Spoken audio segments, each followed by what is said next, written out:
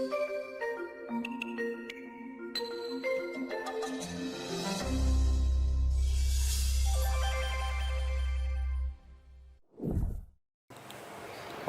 Good evening everyone. बहुत सारे student जुड़ गए हैं। Good. Hiral, Javed, Shashi, good evening. और हम लोग आज करंट अफेयर्स जो कल्चर वाला खंड है उस पर आज आखिरी क्लास है। दो बातें ज़रा करंट अफेयर्स के बारे में बता दूं आपको मैं कि पहली बात की मैंने आपको ये बताया था कि नॉर्मली क्या होता है जब हम लोग तैयारी करते हैं तो history, geography, economy, polity, environment जैसे विषयों पे हम उसको कई बार पढ़ते हैं। तो जो चीज़ें पढ़नी है वो पहले से पता रहती है और टीचर आपको गाइड करते हैं, नंबर ऑफ़ रिविजन्स आपके बढ़ जाते हैं, उस पर पकड़ भी अच्छी हो जाती है ना। और यूपीएससी हाइड एंड सीक का खेल खेलती है उसमें, लेकिन आप सॉल्व करते हैं उसमें बहुत सारे क्वेश्चंस। करंट अफेयर्स के साथ क्या होता है कि हम थोड़ा उसको मतलब उस तरह से पकड़ नहीं बना पाते जितने नंबर ऑफ़ रिविजन्स होने चाहिए। बहुत सारे स्टूडेंट्स को लगता है कि बहुत ज़्यादा पढ़ने की ज़रूरत है। मेरा यहाँ ओपिनियन अपना है कि जो कंटेंट, जैसे आप अपनी इस क्लास में जुड़े हुए हैं, इस क्लास में इन्वॉल्वमेंट है आपका, ठीक है, तो बहुत स्तरीय कंटेंट है हमारा भी। ये कोई प्रेडिक्ट नहीं कर सकता कभी भी कि क्वेश्चंस कहाँ से आएंगे, नहीं आएंगे, लेकिन जितनी मेजर डेवलपमेंट्स हैं वो हम कवर करते ही करते हैं। हम कल्चर के पे भी कवर करते हैं।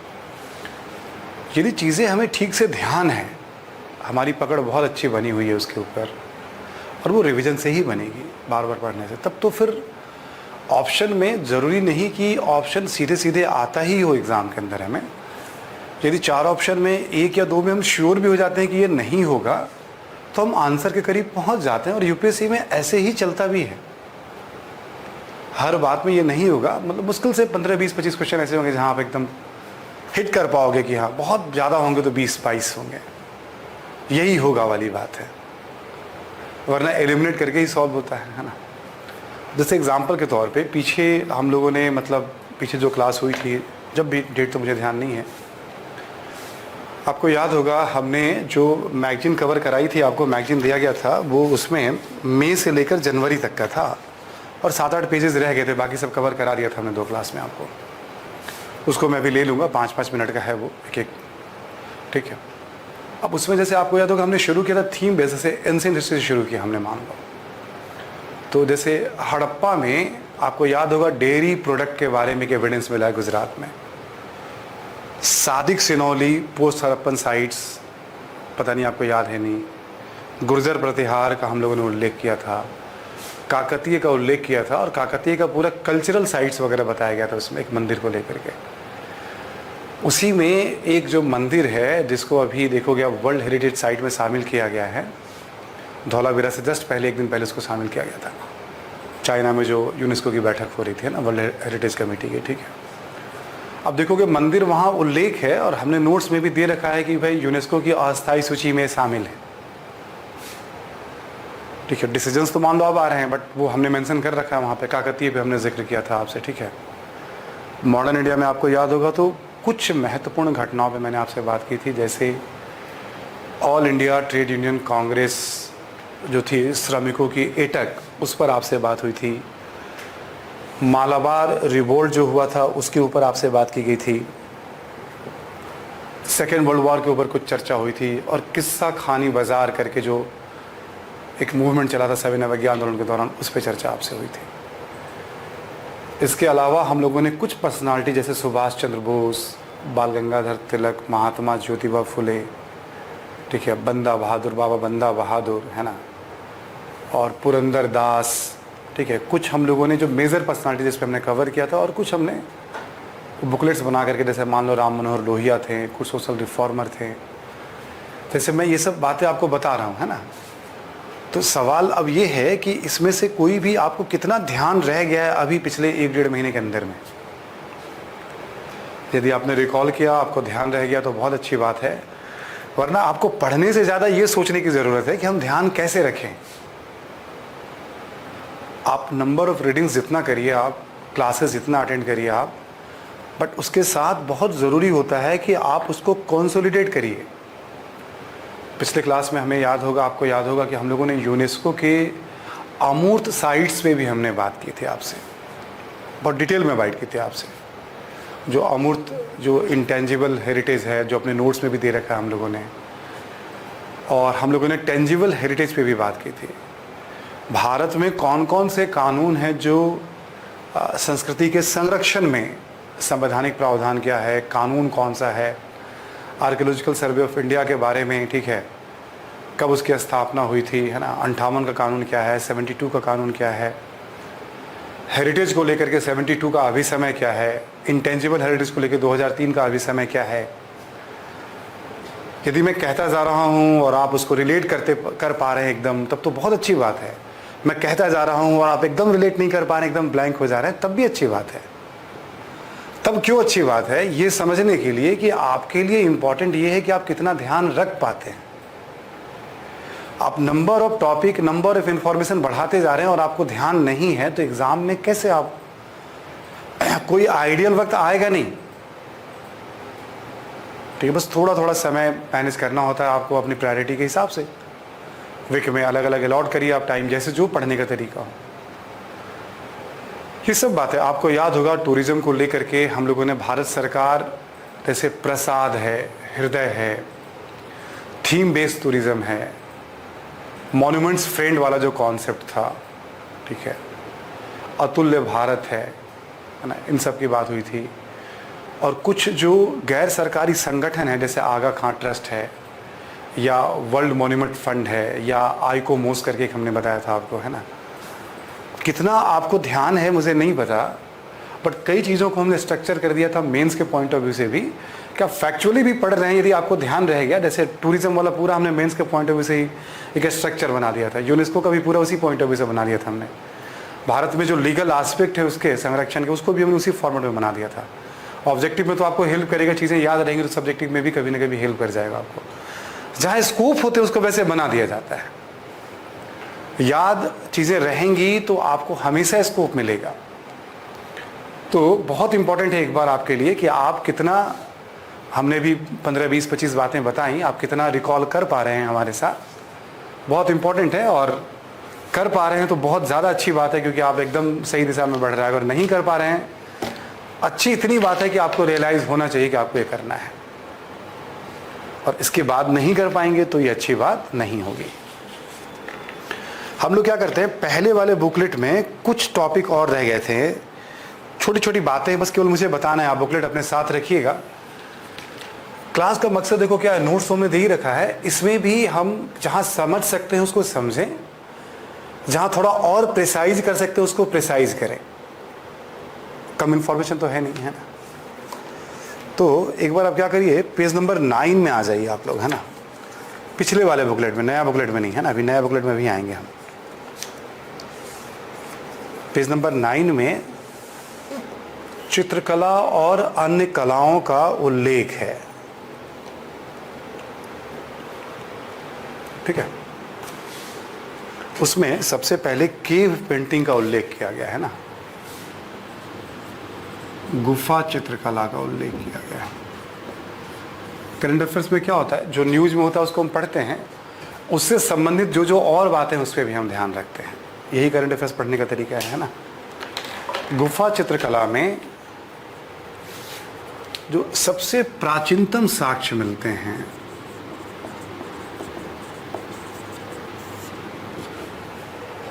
आप देखोगे तो उसके बारे में इंडोनेशिया का जो ये गुफा है, ठीक है, सुलेवासी में है ना, तो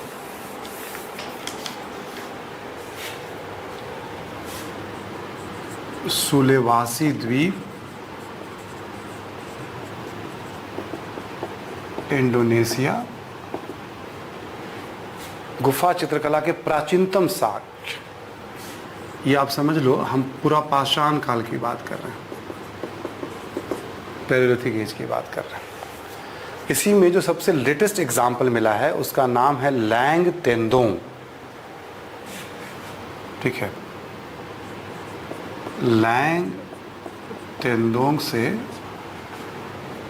लेटेस्ट एग्जाम्पल हमें मिला है, ठीक है। ये इंडोनेशिया से ही जुड़ा हुआ है हमारा, है।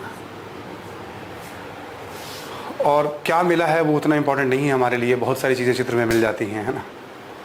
बस ये ध्यानना है कि दुनिया में जो गुफा चित्रकला है उसके सबसे प्राचीनतम साक्ष्य कहीं से मिलते हैं तो वो इंडोनेशिया के, ठीक है, 45,000 ईसा पूर्व के आसपास के एविडेंस में मिलने शुरू हो जाते हैं। ठीक है, मतलब ये जो एक इन्फॉर्मेशन इसमें दिया, सबसे पुरानी ज्ञात गुफा चित्रकारी है ना। और इसी तरह से अब जैसे हमने ये एक पढ़ लिया, ठीक है, इन्फॉर्मेशन हो गया, बात खत्म हो गई। अब दूसरा, भारत। भारत में पाषाण युगीन गुफा चित्रकला,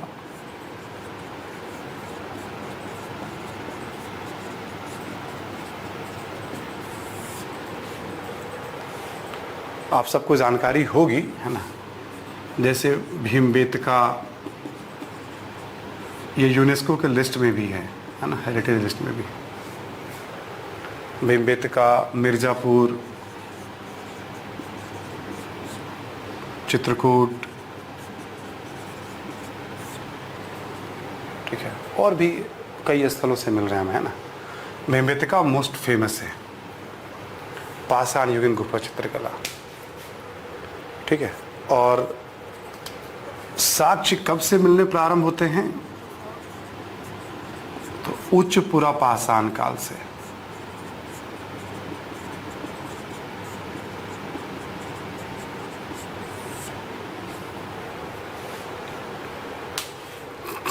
ठीक है, साक्ष्य कब से मिलने प्रारंभ होते हैं? तो उच्च पुरा पाषाण काल से।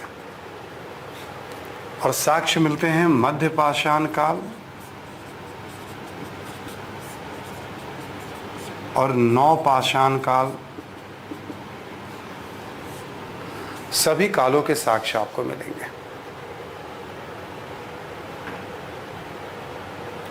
गुफाओं के दीवारों पे रेखा चित्र बने हुए हैं और इन चित्रों से आम जन जीवन के बारे में जानकारी मिलती है। ये ज़रूर आपने बेसिक स्टडी में पढ़ा होगा। तो गुफा चित्रकला न्यूज़ में आया तो हमने क्या, भारत में गुफा चित्रकला का क्या है पाषाण काल में, एक आपका ये हो गया भारत में, है ना। बी, आप सब जानते होंगे, बस केवल मैं रिकॉल करा रहा हूँ, नोट्स में भी दे रखा है हमने, बट हमेशा ध्यान रखिएगा जो चीज़ आप पढ़ चुके हैं उसको यहाँ से दोहराने की ज़रूरत नहीं है। एग्जाम्पल के तौर पे जैसे अजंता की गुफाओं की बात करें हम, है ना, बाघ की गुफाएं, ठीक है, अजंता, बाघ, वतापी, एलोरा, एलिफेंटा, सितनावसल। यदि आप नॉर्मल रूटीन में हैं तो आपको पता होगा अजंता के बारे में कि 2nd century 1st century BC से लेकर 6th-7th सेंचुरी AD तक मिलता है। सातवाहन काल से लेकर के आप देखोगे वातापी के चालुक्यों तक मिलेगा। जो बेहतरीन साक्ष्य मिलते हैं पेंटिंग के वो गुप्तों के समय के मिलते हैं, खास करके बुद्ध से संबंधित, जिसमें अलग अलग बुद्ध की जो है मतलब मरणासन एक राजकुमारी का चित्र है, माता एवं शिशु का चित्र है, बुद्ध के महाविनिष्क्रमण का चित्र है, ठीक है, पद्मपानी अवलोकितेश्वर का चित्र है। ऐसे करके जो इन्फॉर्मेशन होते हैं वो सब हमने यहाँ भी दे रखा है, बट इसको रिपीट करने की बिल्कुल ही ज़रूरत नहीं है यदि आपने कवर किया हो तो। क्योंकि बात गुफा चित्रकला की हुई, गुफा चित्रकला को हुई, तो एक तो पाषाण युगीन हो गया और एक नॉन पाषाण युगीन हो गया। ये सब आपको मिल जाएंगे प्रायः किताबों में, सोर्स में, हमने भी दे रखा है। हमने भी पेज पे इसका वो बना रखा है, ठीक है। पेज नंबर 11 पे देखोगे तो गुफा चित्रकला के अन्य उदाहरण करके हमने दे रखा है। प्राचीन भारत में केव पेंटिंग है, मान लो कभी मेंस में ही आ गया, तुम थोड़ा थोड़ा भी याद रखते तो लिखने की स्थिति में रहते हैं हम, है ना। बट इसमें एक चीज़ जो एक एक्स्ट्रा इन्फॉर्मेशन है जो आपको ऐड करना है वो कर लीजिएगा आप ज़रूर नोट करके। छत्तीसगढ़ में सरगुजा डिस्ट्रिक्ट में जोगी मारा की गुफाएं और सीता बेंगड़ा,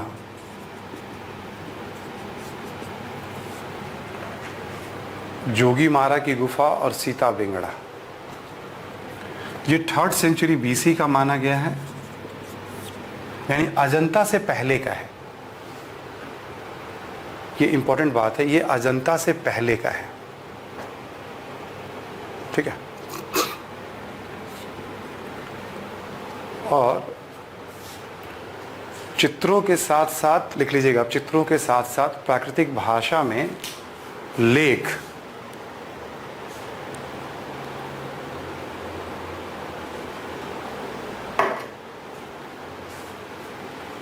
प्राकृतिक भाषा में लेख, ठीक है, तथा भारत में रंगमंच का प्राचीनतम साक्ष्य, भारत में थिएटर या रंगमंच का प्राचीनतम साक्ष्य।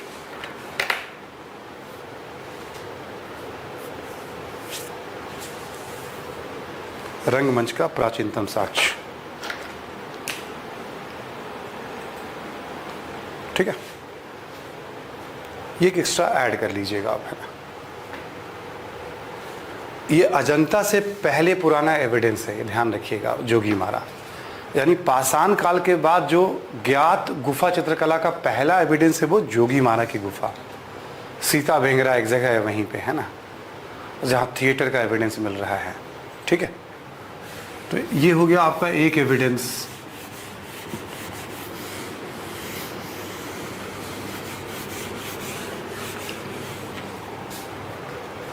इसके बाद आप देखोगे पेज नंबर 12 में आ जाएंगे, भारत के पारंपरिक खिलौनों का उल्लेख किया गया है।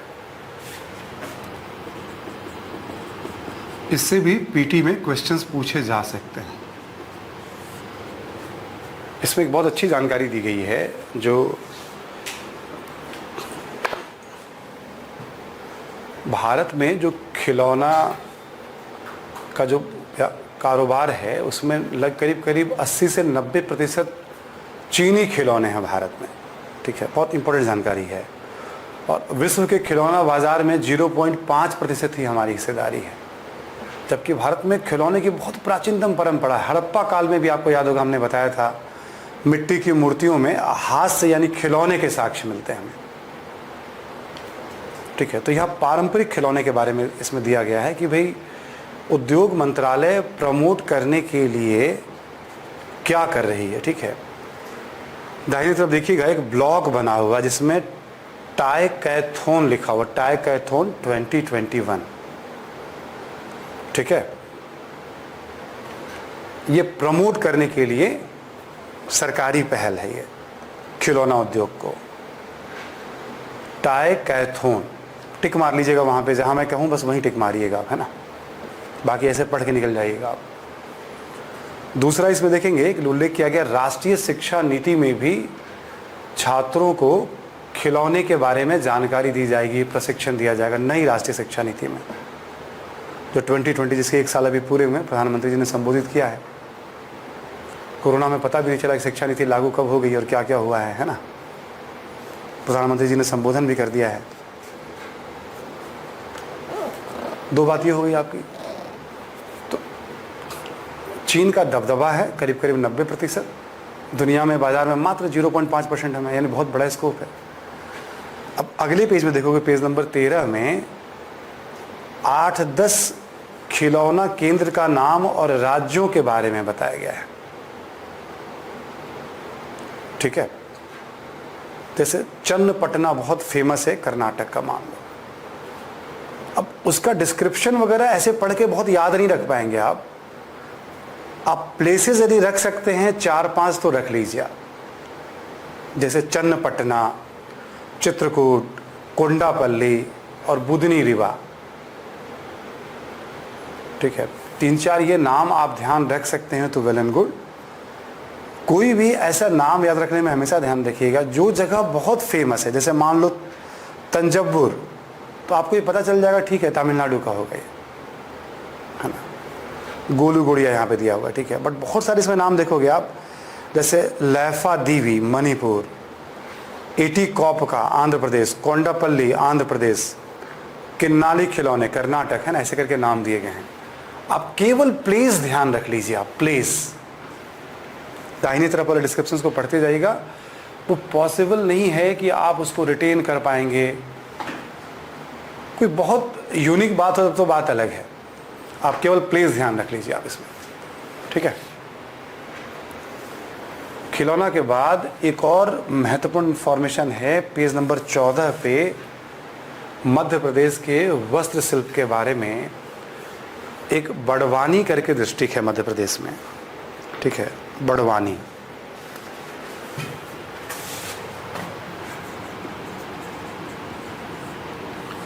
यहाँ रहने वाले जनजातीय आबादी को प्रशिक्षण दिया जा रहा है जो वस्त्र निर्माण के जो अलग अलग मध्य प्रदेश के जो बहुत फेमस हैं, जैसे चंदेरी वस्त्र, माहेश्वरी वस्त्र, और एक आपका पहला जो है ठप्पा छपाई जो है बाग छपाई।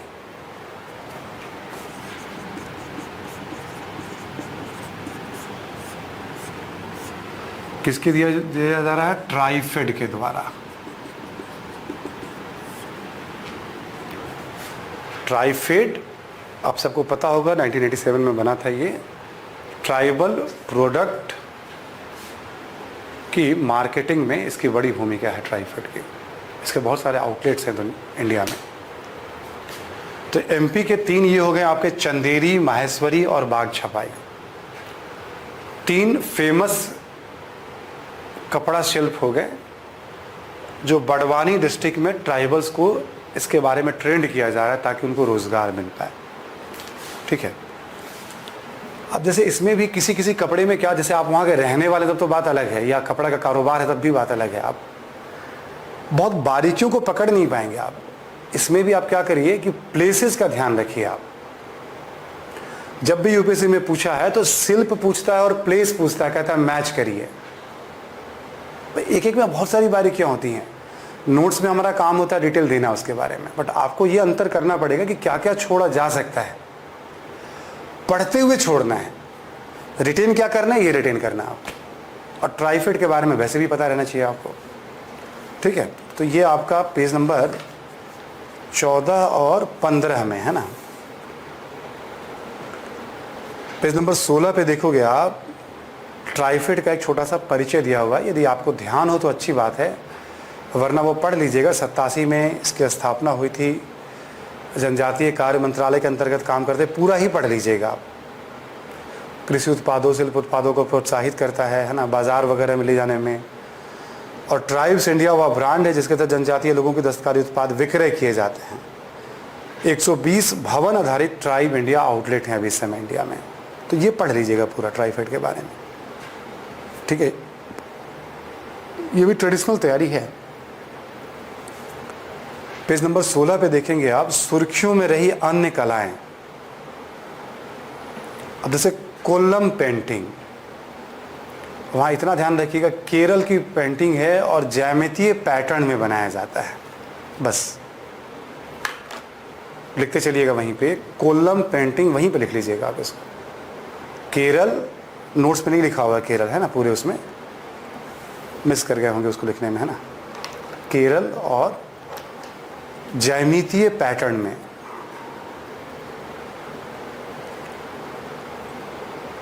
वर्ली या वारली पेंटिंग बहुत फेमस है ये। मॉडर्न इंडिया आपने पढ़ा होगा तो एक वर्ली ट्राइबल रिवोल्ट के बारे में भी पढ़ा होगा आपने, आज़ादी के ठीक पहले। गोदावरी पुरु लेकर उनकी नेता थी है ना। Warli painting, Warli foods. दिल्ली में इंडिया गेट के पास एक जगह है, कैफ़े लोटा करके एक रेस्टोरेंट है, वहाँ पे भी हैंडीक्राफ्ट्स वगैरह की चीज़ें मिलती हैं। एक बार मैं कभी गया था तो वहाँ वर्ली फूड्स भी, मतलब वेजिटेरियन नॉन वेजिटेरियन फूड्स वहाँ सर्व किए जा रहे थे। मुझे अब एग्जैक्ट ध्यान नहीं, बट मैंने टेस्ट किया था, टेस्ट बढ़िया था। अब एग्जैक्ट वो वर्ली था या नहीं था पता नहीं है ना, बट वर्ली नाम से सर्व किया जा रहा था वहाँ पे, ठीक है। तो एक तो आउटलेट यहीं पर है जहाँ सर, मतलब ये जो भी मैं बता रहा था आपको ट्राइफेड का ही था वो आउटलेट, ठीक है। तो Warli painting, tribal painting, Maharashtra, बस इतना। और विषय क्या होता है? आम जनजीवन है ना। मधुबनी पेंटिंग बिहार का मिथिलांचल क्षेत्र, बिहार का मिथिलांचल क्षेत्र जैसे दरभंगा, मधुबनी, समस्तीपुर, ये सब हो गया आपका, है ना। इसमें विषय क्या होता है, सब्जेक्ट क्या होता है इसमें, धर्म, विवाह, आम जनजीवन।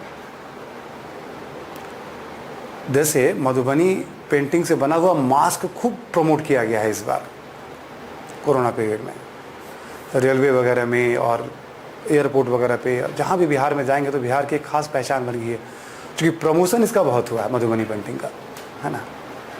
ये ऑलवेज न्यूज़ में रहता है, कोई नई बात नहीं है। तो पिछले अगले साल भी देखोगे, अगले साल भी देखोगे, है ना।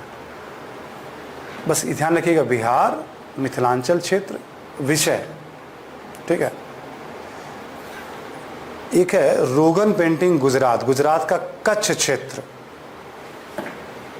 ठीक है, गुजरात का कच्छ क्षेत्र, ठीक है। नेक्स्ट बहुत इंपॉर्टेंट है, इसको याद रखिएगा, मोनापा हस्त निर्मित कागज, इसको इंपॉर्टेंट कर लीजिएगा थोड़ा सा। ये बहुत कागज निर्माण का बहुत पुराना, 1000 साल पुराना मेथड है ये, और इसको हम बाहर एक्सपोर्ट भी करते थे उस समय हम। अरुणाचल प्रदेश का है ये मोनापा हस्त निर्मित कागज। खादी आयोग के द्वारा इसको पुनर्गठित किया जा रहा है, पुनर्जीवित किया जा रहा है, ठीक है, खादी आयोग के द्वारा। यह अरुणाचल का है ना। और बौद्ध मठों में इसका खूब यूज हुआ है, धर्म ग्रंथों की रचनाओं में इसका बहुत यूज हुआ है, ठीक है। ये पेड़ की छाल से, वृक्ष की छाल से बनाया जाता था। शुंग सेंग नामक स्थानीय वृक्ष की छाल से बनाया जाता था। ये इंपॉर्टेंट है। बाकी के बारे में एरिया रखिएगा, बट इसमें 3-4 बातें आपको ध्यान रखनी है, जो बात मैंने बोली है। अगला आप देखोगे, एक और है आपका नृत्य है, वो है पुल्लीकली या पुलिकली, केरल का है। इसको बाघ नृत्य भी कहते हैं। बाघ की तरह सब अपने आप को कलर कर लेते हैं इसमें जो कलाकार होते हैं। पुलिकली नृत्य डांस है केरल का, बाघ नृत्य भी कह सकते हैं, बस इतना ही जानिएगा। इस बार ऑनलाइन परफॉर्म करना पड़ा इनको, है ना। लास्ट वाला भी बहुत इंपॉर्टेंट है, ढोकड़ा कलाकृतियां, पश्चिम बंगाल। ये द्रव मोम विधि, आपको याद होगा हड़प्पा में आपने पढ़ा होगा, जो नर्तकी की मूर्ति है। इसमें भी हमने दे रखा है कि सबसे प्राचीनतम जो द्रव मोम विधि की मूर्ति है वो मोहनजोदड़ो से प्राप्त नर्तकी की मूर्ति है।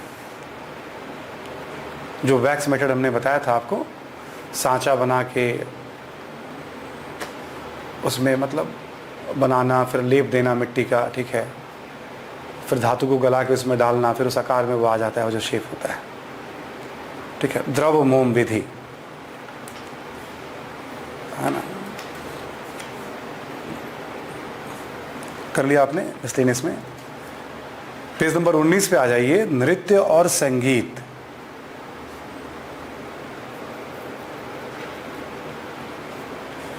इसमें 4 बातें आपको ध्यान रखनी है। तो खेलो इंडिया क्या है, खेल मंत्रालय का खेल को प्रोत्साहित करने वाला एक कार्यक्रम है, ठीक है। और उसी के तहत एक खेलो इंडिया यूथ गेम्स, खेलो इंडिया के तहत खेलो इंडिया यूथ गेम्स, उसको KIYG करके मतलब प्रमोट किया जा रहा है 2021 करके, है ना। इसमें क्या किया गया है, 4 खेलों को शामिल किया गया है। चारों को देखोगे हमने ब्लॉग बना के दे रखा है। पहला है कलरिय पट्टू, यूपीएससी इस पे सवाल पूछ चुकी है, ये ध्यान रखिएगा। ये यूपीएससी में आ चुका है। केरल का ये प्राचीनतम मार्शल आर्ट शैली है कलरिय पट्टू, ठीक है। ये इसमें मल्ल युद्ध यानी 2 योद्धाओं के बीच भी युद्ध होता है, तलवार वगैरह से भी युद्ध होता है इसमें, ठीक है। लाठी का भी उपयोग करते हैं इसमें, तलवारों का भी उपयोग करते हैं, मल्ल युद्ध भी होता है ना। और इसमें औषधि वगैरह का भी ध्यान रखा जाता है। ये इंपॉर्टेंट, वैसे पूछ चुकी है यूपीएससी इसको, बट अभी शामिल किया गया है तो आपको ध्यान रहना चाहिए, केरल का ये मार्शल आर्ट है। ऐसे ही देखोगे मल्लखंभ, ये मध्य प्रदेश का राजकीय खेल है। खंभा पे कलाकार जो है अपने कला का प्रदर्शन करते हैं, मल्लखंभ जो है ये, बस इतना ध्यान रखिएगा, एमपी का ये राजकीय खेल है। गतका, ये पंजाब का खेल है। लाठी या छड़ी, दो कलाकार आपस में लड़ते हैं डंडे से। खेला तो कई जगहों पे जाता है अलग अलग अवसरों पे ये, बट इसको शामिल किया गया है गतका को। पंजाब का है ये।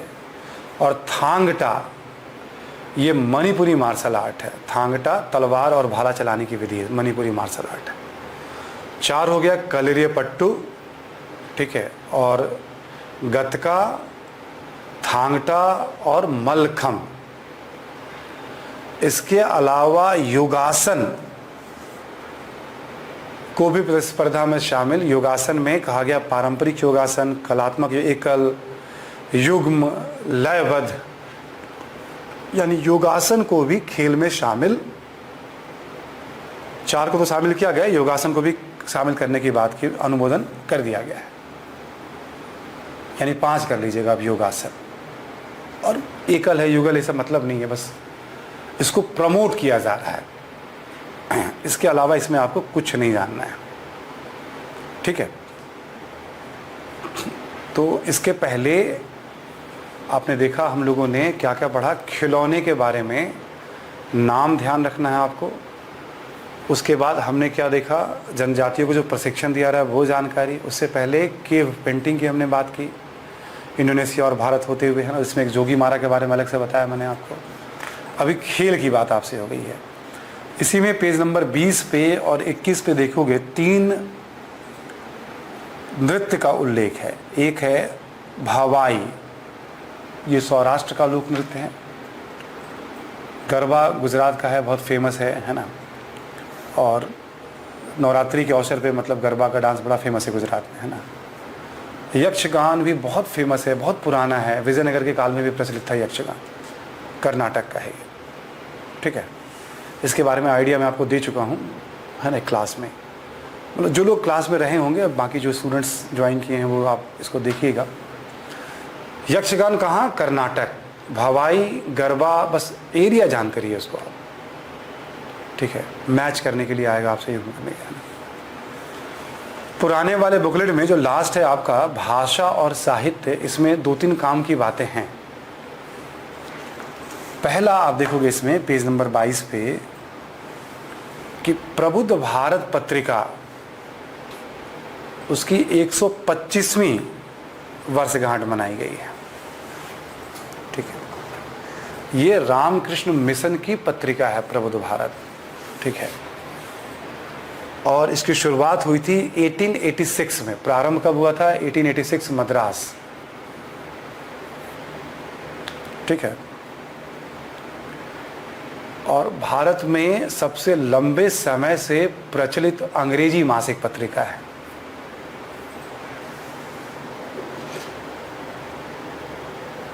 भारत में सबसे लंबे समय से प्रचलित अंग्रेजी मासिक पत्रिका है।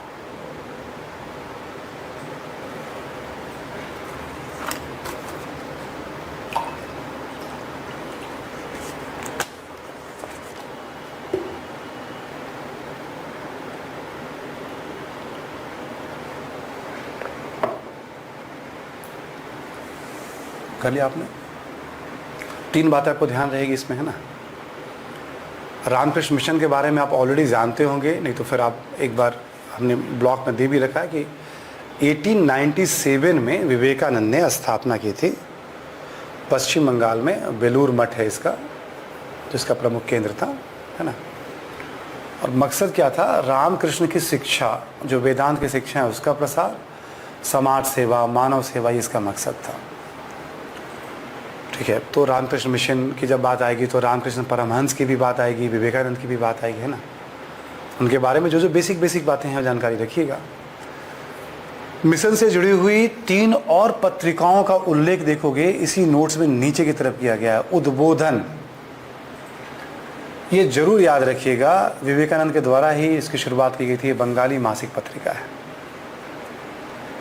तो प्रबुद्ध भारत पत्रिका और उद्बोधन, 2 कम से कम जरूर याद रखिएगा। 2 नाम और हैं, वेदांत केसरी और श्री रामकृष्ण विजयम। ध्यान रह जाए तो ठीक है, नहीं तो कोई बात नहीं है ना। भाषा और साहित्य में देखोगे एक बहुत इंपॉर्टेंट इसमें इंफॉर्मेशन है। मंगोलियाई कंजूर, पेज नंबर 22 की बात कर रहे हैं, ब्लॉक में दिया गया है। ठीक है, जो भारत का पांडुलिपि मिशन है उसके द्वारा मंगोलियाई कंजूर को पुनः मुद्रित किया जा रहा है। ये बौद्ध साहित्य है और मंगोलिया में इसका बहुत ज़्यादा महत्व है। पुराने पांडुलिपि को संरक्षित करने के लिए एक राष्ट्रीय पांडुलिपि मिशन बनाया गया है ना। उसी के तहत मंगोलियाई कंजूर बौद्ध साहित्य धार्मिक महत्व का पुनः मुद्रण, इतना ही ध्यान रखना है। अगला भी बहुत इंपॉर्टेंट है, वो है तांगम। ठीक है, अरुणाचल प्रदेश में है। ये भाषा है विलुप्त होने की कगार पर है। ये विलुप्त होने की कगार पर है, इतना ध्यान रखिएगा। एक बहुत इंपॉर्टेंट जानकारी है अगला, बक्साली पांडुलिपि। बक्साली पांडुलिपि, ये पेशावर लिख लीजिएगा आप, 3rd सेंचुरी एडी।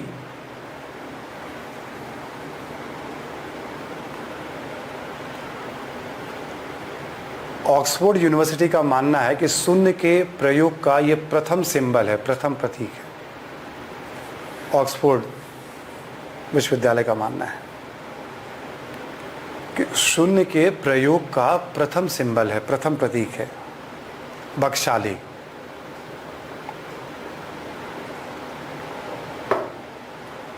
पांडुलिपि का मतलब साहित्यिक रचना हो गई पेशावर में। और शून्य के प्रयोग का प्रथम अभिलेखीय प्रमाण जो नोट्स में यहाँ दिया गया है वो है ग्वालियर के एक मंदिर के दीवार से।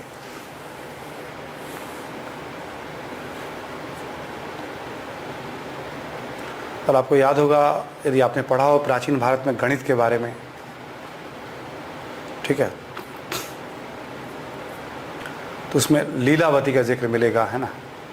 एक किताब है लीलावती, भास्कर द्वितीय की रचना है जिसमें शून्य के प्रयोग का उल्लेख है। ठीक है, एक ऐसी जानकारी है, मतलब बस ध्यान रह जाए तो ठीक है। कोंकणी भाषा को प्रमोट करने के लिए दिल्ली में एक अकादमी एस्टेब्लिश की जा रही है। ये सब संरक्षण से ज़्यादा वोट बैंक है, ठीक है ना। अच्छी बात है, वैसे अच्छी पहल है ना। और एक विश्व उर्दू सम्मेलन का उल्लेख है तो वो खास। बक्साली पांडुलिपि, तोंगम को ध्यान रखिएगा, मंगोलियाई कंजूर को ध्यान रखिएगा, ठीक है। इसके बाद आ जाएगा अगले पेज में, देखो 25 पे यूनेस्को की पहल, ये मैं आपको करा चुका हूँ। और ये पूरा का पूरा बुकलेट हमने पिछले क्लास में कराया था। अभी क्लास की शुरुआत भी हमने रिवीजन से की थी आपसे, है ना। आपको कितना याद है? तो अभी भी जो बातें हमने बताई, मैं ज़्यादा बिलीव करता हूँ फिर से एक बार रिवीजन पे। केव, ठीक है, इंडोनेशिया सुलेवासी द्वीप की बात हो गई आपसे, भारत में केव की बात हो गई, है ना। पेंटिंग, जिसमें आप देखोगे चाहे वो मधुबनी हो, चाहे वो कोल्लम हो, चाहे वर्ली हो, ठीक है, इन सब पेंटिंग्स की भी बात हुई अपार्ट फ्रॉम केव पेंटिंग्स के।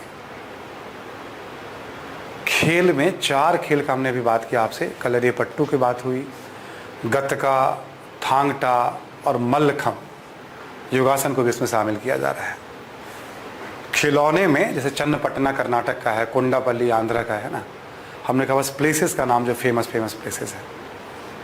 और वस्त्र में मध्य प्रदेश के 3 अलग अलग वस्त्र शिल्प की हमने चर्चा की। तो कुल इतनी ही बात आपसे हुई है।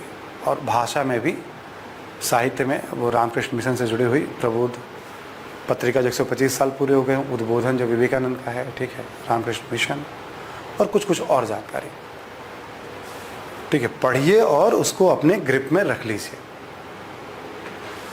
एक दो जानकारी जो उस पर है, जानकारी बहुत ज़्यादा रहती है, श्योर आप होंगे ना, सारी बातें कभी याद रहेंगी नहीं। अधिक से अधिक चीज़ों को कवर करना हमें एक मैगजीन से, ठीक है। हमने पहले ही कहा ऑप्शन आपको हेल्प करेगा बहुत ज़्यादा, बट आप जब श्योर होंगे तभी आपको ऑप्शन हेल्प करेगा, ठीक है। अब इसके बाद आ जाइए स्टडी मटेरियल में फिर एक बार जो आपका अपडेटेड मटेरियल है फरवरी से अप्रैल 2021 का, ठीक है। और मेरे पास जो मैटर है आप उसमें पेज नंबर 212 से शुरुआत हो रही है, पूरा बुकलेट ही है कंप्लीट। आप एक बार देख लीजिएगा, आप जहाँ से शुरू हो रहा हो। स्टार्ट है प्राचीन बौद्ध मठ से, ठीक है। स्टार्ट है प्राचीन बौद्ध मठ से।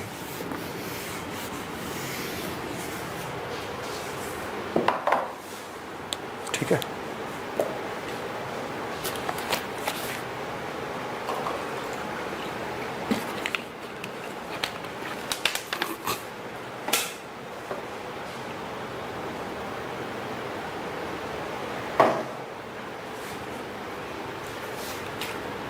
देखेंगे आप इसमें एक सीतागढ़ी पहाड़ी है, ये है हजारीबाग में,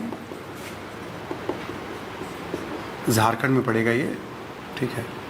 यहाँ से एक बौद्ध मठ मिला है, संभवतः वो 10वीं सदी का हो सकता है और पाल वंश का हो सकता है संभवतः।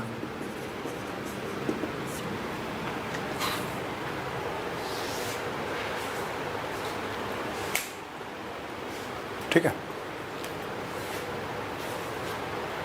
इसमें दो बातें ध्यान रखने वाली हैं और भी।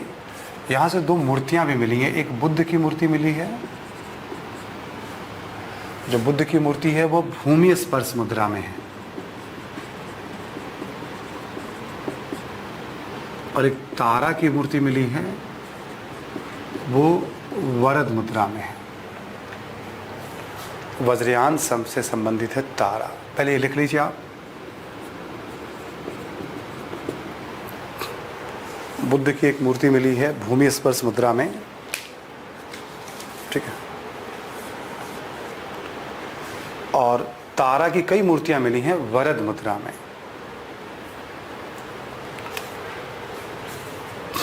देखो भूमि स्पर्श मुद्रा क्या होता है, जब बुद्ध को ज्ञान की प्राप्ति हुई तो उनका हाथ जो है इस मुद्रा में था, ठीक है। बुद्ध का इस तरह से भूमि को साक्षी कि भाई मुझे ज्ञान की प्राप्ति हुई है, भूमि भी इसकी साक्षी है।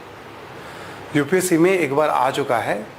मुद्रा में ऐसा नहीं होता कि आपको हैंड का जेस्चर एकदम याद रखना ही पड़ेगा आपको, बट अक्सर मूर्तियां मिलती हैं ना किसी न किसी मुद्रा में। तो आप क्या करिएगा, जैसे एक बार गूगल करके, इसमें हालांकि हमने दे रखा है बट वो कितना विजिबल होगा आप देख लीजिएगा नोट्स के अंदर, बुद्ध से संबंधित विभिन्न मुद्राएं, वरना एक बार गूगल करिएगा और किसी भी जैसे जागरण जोश का या कोई भी आप साइट उस पर देखिएगा, आप 10-12 फेमस मुद्राओं की तस्वीर और फीचर आपको उसमें मिल जाएंगे। वरद मुद्रा क्या होता है, एक हाथ लैप पे होता है, दूसरा हाथ ऐसे बैठे हुए खुला इस तरह से होता है। बुद्ध की जो मूर्तियां होती हैं, देखो कोई भी मूर्तियों में तीन, या तो स्टैंडिंग पोजीशन होता है, या बैठी हुई अवस्था होती है, या लेटी हुई अवस्था होती है। शयन अवस्था, आसन यानी बैठी हुई अवस्था में, स्थानक, हाथ का जो तरीका है अलग अलग, ठीक है, उसको हम मुद्रा कहते हैं, हैंड के जो जेस्चर्स होते हैं। तो वरद मुद्रा में क्या होता है, एक हाथ लैप पे होता है और एक हाथ आप ऐसे खुला हुआ होता है। ये एक तरह से स्वागत का माना जाता है ना, मतलब ये माना जाता है एक तरह से स्वागत का, चैरिटी का, या देने का मतलब, ठीक है, इसका जेस्चर माना जाता है, हाथ जैसे खुला होता है। अब इस न्यूज से 2-3 चीजें न्यूज में आ गई। एक तो पालवंश, दूसरा जो बौद्ध मठ वगैरह हैं और भी, या विहार, और तीसरा वज्रयान।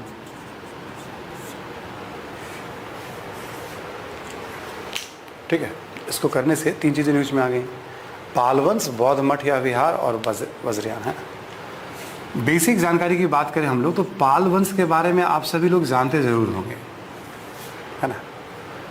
750 से लेकर के 1160 ईस्वी तक पालों का शासन रहा है। नोट्स में हमने दे रखा है। वैसे गोपाल संस्थापक थे इसके।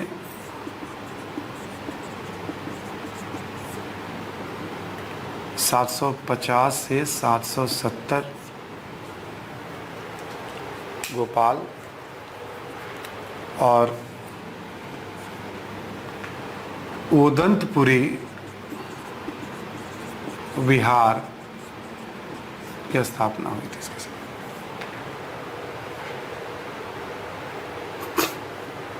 गोपाल के बाद धर्मपाल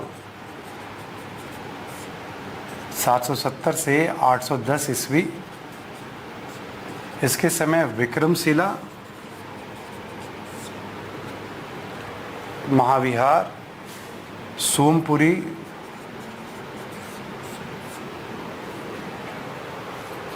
विक्रमशिला, सोमपुरी, महाविहार की स्थापना हुई धर्मपाल के समय। देवपाल ने नालंदा महाविहार को 5 गांव दान में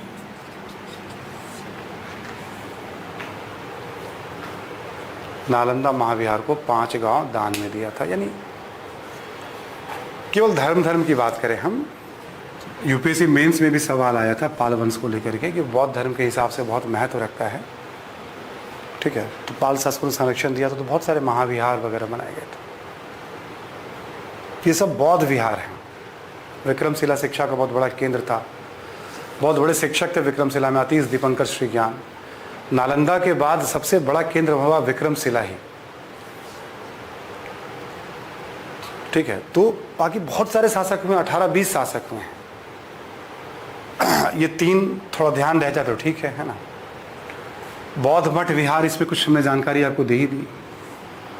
और जो कुछ प्रमुख बौद्ध मठ वगैरह है, आप देखोगे नोट्स में 213 नंबर पेज में दिया हुआ है। इन मठों के अलावा कुछ और मठों की जानकारी इसमें है, पढ़ सकते हो तो आप उसको एक बार पढ़ लेना आप, ठीक है। इसके अलावा ये आपको देखोगे आप, इसमें 3 का तो उल्लेख कर दिया। नालंदा के बारे में पता है ही आपको। नालंदा बल्लभी किसी को भी पता रहता है, गुप्तों के समय नालंदा था, बल्लभी मैत्रक के समय था, है ना। तो 2-3 आपको लद्दाख वगैरह में जो है वो ध्यान रख सकते हो तो रख लीजिएगा, फेमस है वो, ठीक है। और पर्वतीय इलाकों में बौद्ध धर्म के प्रसार में पाल शासकों की बड़ी भूमिका थी। तिब्बत में बौद्ध धर्म के प्रसार में बड़ी भूमिका थी पाल शासकों के संरक्षण।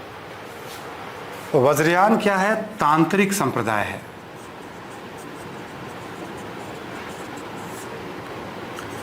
फिफ्थ 6th सेंचुरी में इसका उदय हुआ। वज्रयान क्या है? तांत्रिक संप्रदाय है, उदय हुआ। और इसमें मंत्र तंत्र से शक्ति को जागृत किया जाता है। मदिरा, मांस, मैथुन, ये सब शक्ति को जागृत करने के लिए क्रियाएं की जाती हैं। इनकी प्रमुख देवी जो है वो तारा हैं।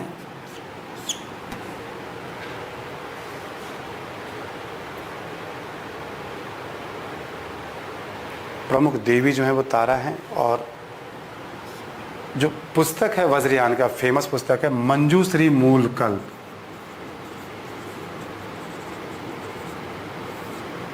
मंजूश्री मूलकल्प और गोह समाज,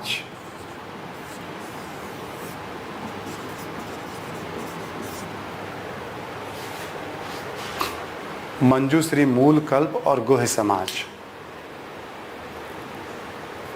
वज्रयान के जो मेन पुस्तक है।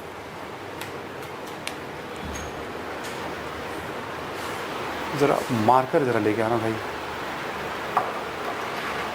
ठीक है। ब्लैक देखो लेके आ जाओ, ठीक है। तो इस एक न्यूट से क्या हुआ? पाल वंश के बारे में जानकारी रखनी है आपको, बौद्ध विहार के बारे में कुछ जानकारी रखनी है आपको, वज्रयान के बारे में जानकारी रखनी है आपको, मुद्राओं के बारे में जानकारी रखनी है आपको, ठीक है। जो हाथ की मुद्राएं होती है जैसे, तो इसके बारे में जानकारी रखनी है आपको, ठीक है। भूमि स्पर्श वरद हो गया आपका, ठीक है। और जैसे पाल काल में आपने पढ़ा होगा, पालों के समय लघु चित्र बन रहे हैं, पांडुलिपि चित्रण हो रहे हैं। इसका चित्रण हुआ है मंजूश्री मूलकल्प का पालों के समय। मूर्तियां खूब बनी हैं पालों के समय। महाबोधि मंदिर की भी कुछ मूर्तियां वगैरह हैं। और जो एक खास बात है, पालों के समय अष्ट धातु की मूर्तियां बनती थी। वो भी तांत्रिक प्रभाव माना गया है। धीमन और विठपाल 2 बड़े मूर्तिकार थे। पालों का जो शासन था बिहार, बंगाल, उड़ीसा, इन सब क्षेत्रों का शासन था। ठीक है, तो बेसिक जानकारी वैसे भी जो हिस्ट्री आपने पढ़ी ही होगी तो सब आपके पास हो। यानी पालों से जुड़े हुए कल्चर इस दौर में शिक्षा केंद्र, विहार, चित्रकला, मूर्तिकला, धर्म, ठीक है, एक तरह से पाला कल्चर की बात कर रहे हम लोग, है ना। तो पहला तो आपका यही था जो ध्यान रखने वाली बात, सारी बात हमने आपको बता दी इसमें। बस आप क्या करिएगा, मुद्राओं को आप नए सिरे से एक बार डाउनलोड कर लीजिएगा। 8-10 मुद्रा, ठीक है, इम्पॉर्टेंट है ना, वो आप। बाकी पाल वंश के बारे में, वज्रयान के बारे में जो यहाँ ब्लॉक में दिया गया है, जितना मैंने बता दिया वही ध्यान रखना, इसको पढ़ने की जरूरत नहीं है अब यहाँ से। ठीक है, मैंने काम की बातें आपको बता दी हैं इसमें, है ना। नेक्स्ट जो है आपका वो है अहोम साम्राज्य। लिखिए आप,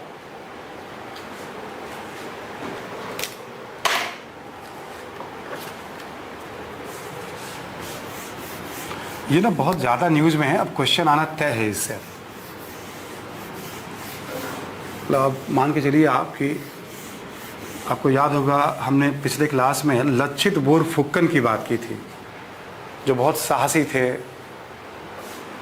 जिन्होंने मुगलों के विरुद्ध एक युद्ध में साहस का परिचय दिया था। लक्षित बोरफुक्कन, ठीक है। अहोम साम्राज्य,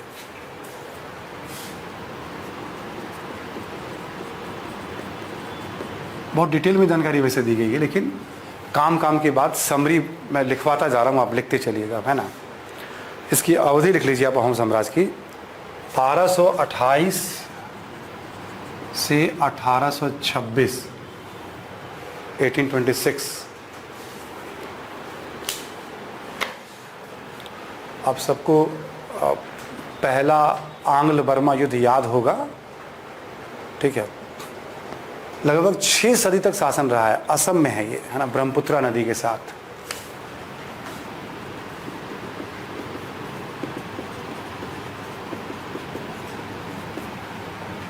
ठीक है, लगभग 6 सदी तक शासन रहा है इसका। संस्थापक लिख लीजिए आप, संस्थापक का नाम है लुंग सुखफा।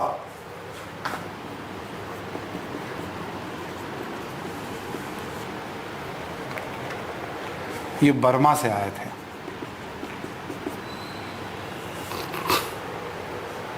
लुंग सुखफा,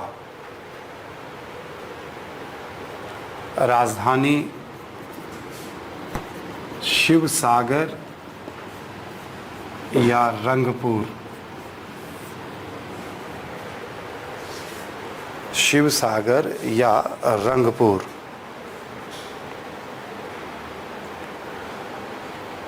अभी क्यों चर्चा में ये आया है, प्रधानमंत्री जी अभी यात्रा पे गए थे शिव सागर में, जेरेंगा पोथार करके एक जगह है शिव सागर में।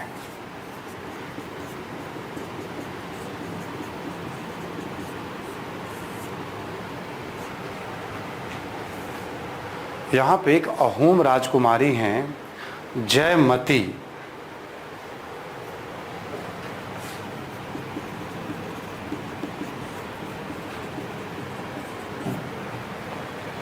वीरता के लिए जानी जाती हैं। कुछ वाकया हुआ होगा, ठीक है। प्रधानमंत्री ने यहाँ की यात्रा की थी अभी, इसलिए ये न्यूज़ में आया। तो अहोम फिर से न्यूज़ में आया, लक्षित बोरफुक्कन के कारण, फिर प्रधानमंत्री के भी यात्रा के कारण न्यूज़ में आया। अहोम के बारे में कुछ और जानकारी आप रख लीजिए आप। देखिए, अहोम समाज में बेगार प्रथा का प्रचलन,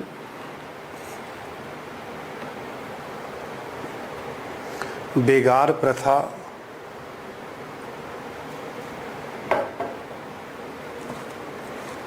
कौमा, पूर्वजों की पूजा,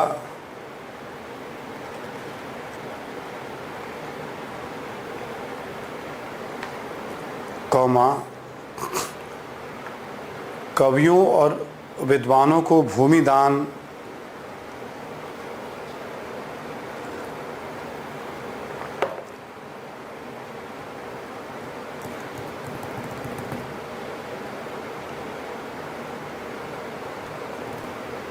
कुछ है क्या, कुछ बात है क्या? कवियों और विद्वानों को भूमिदान, कौमा वयस्क पुरुषों के द्वारा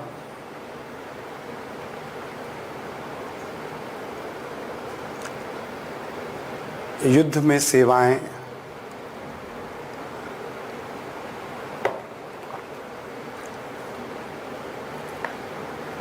इत्यादि कर दीजिए आप। अहोम जो है आप देखोगे दिल्ली सल्तनत, मुगल, इन सब के समकालीन है ये अहोम जो है।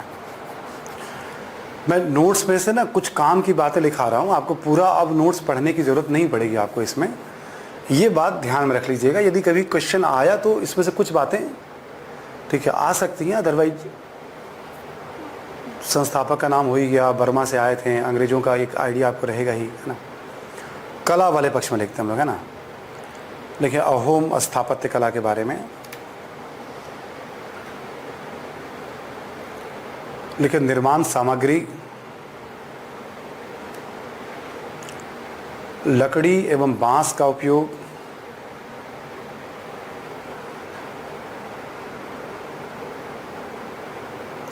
लकड़ी एवं बांस का उपयोग,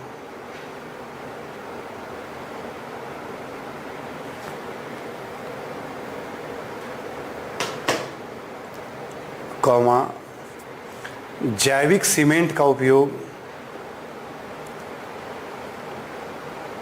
जैविक सीमेंट जैसे मछली, अंडे, दाल और चूने से निर्मित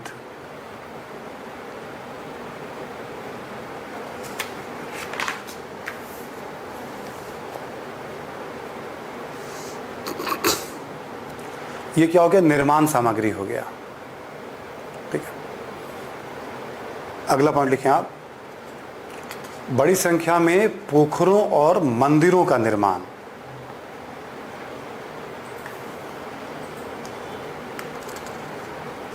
पोखर यानी तालाब, मंदिरों का निर्माण जैसे शिव सागर, जय सागर, नाम से क्लियर है तालाब हो गया है ना,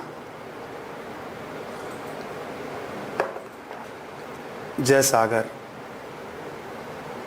ठीक है, और कुछ प्रमुख मंदिर का एग्जाम्पल लिख लीजिए आप, शिव डोल, शिव डोल, विष्णु डोल, देवी डोल,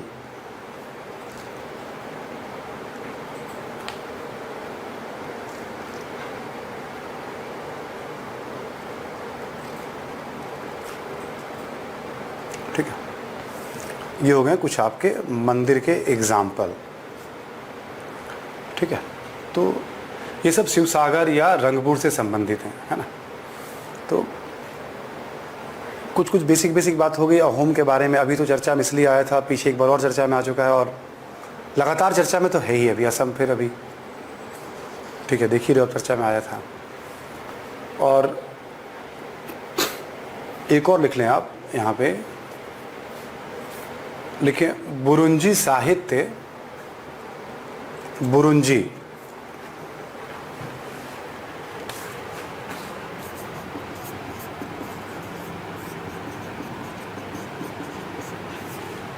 जानकारी का महत्वपूर्ण स्रोत है।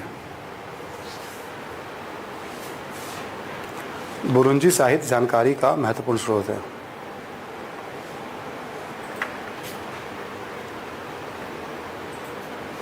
ठीक है,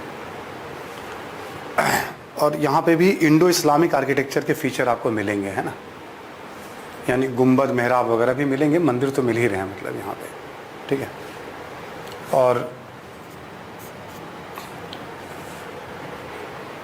ये जो दौर है आपका मतलब अहोम का, इसी दौर में असम में भक्ति आंदोलन बहुत लोकप्रिय हुआ था शंकर देव जी के प्रयासों से, है ना। शंकर देव जी के प्रयासों से भक्ति आंदोलन बहुत लोकप्रिय हुआ था। आपको इसमें नोट कुछ भी नहीं करना है, मैं पढ़ता जाऊंगा, आप ध्यान से सुनिएगा मेरे साथ साथ। पेज नंबर 216 में सबसे नीचे आ जाइए आप, है ना।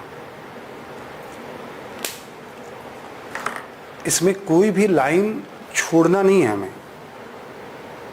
जैसे कई बार क्या कर रहा हूँ मैं, कह रहा हूँ छोड़ दो आप, यहाँ कुछ भी नहीं छोड़ना है, ठीक है। मैं 1 बाय 1 पढ़ रहा हूँ, जो समझाने वाली बातों को समझा दूंगा।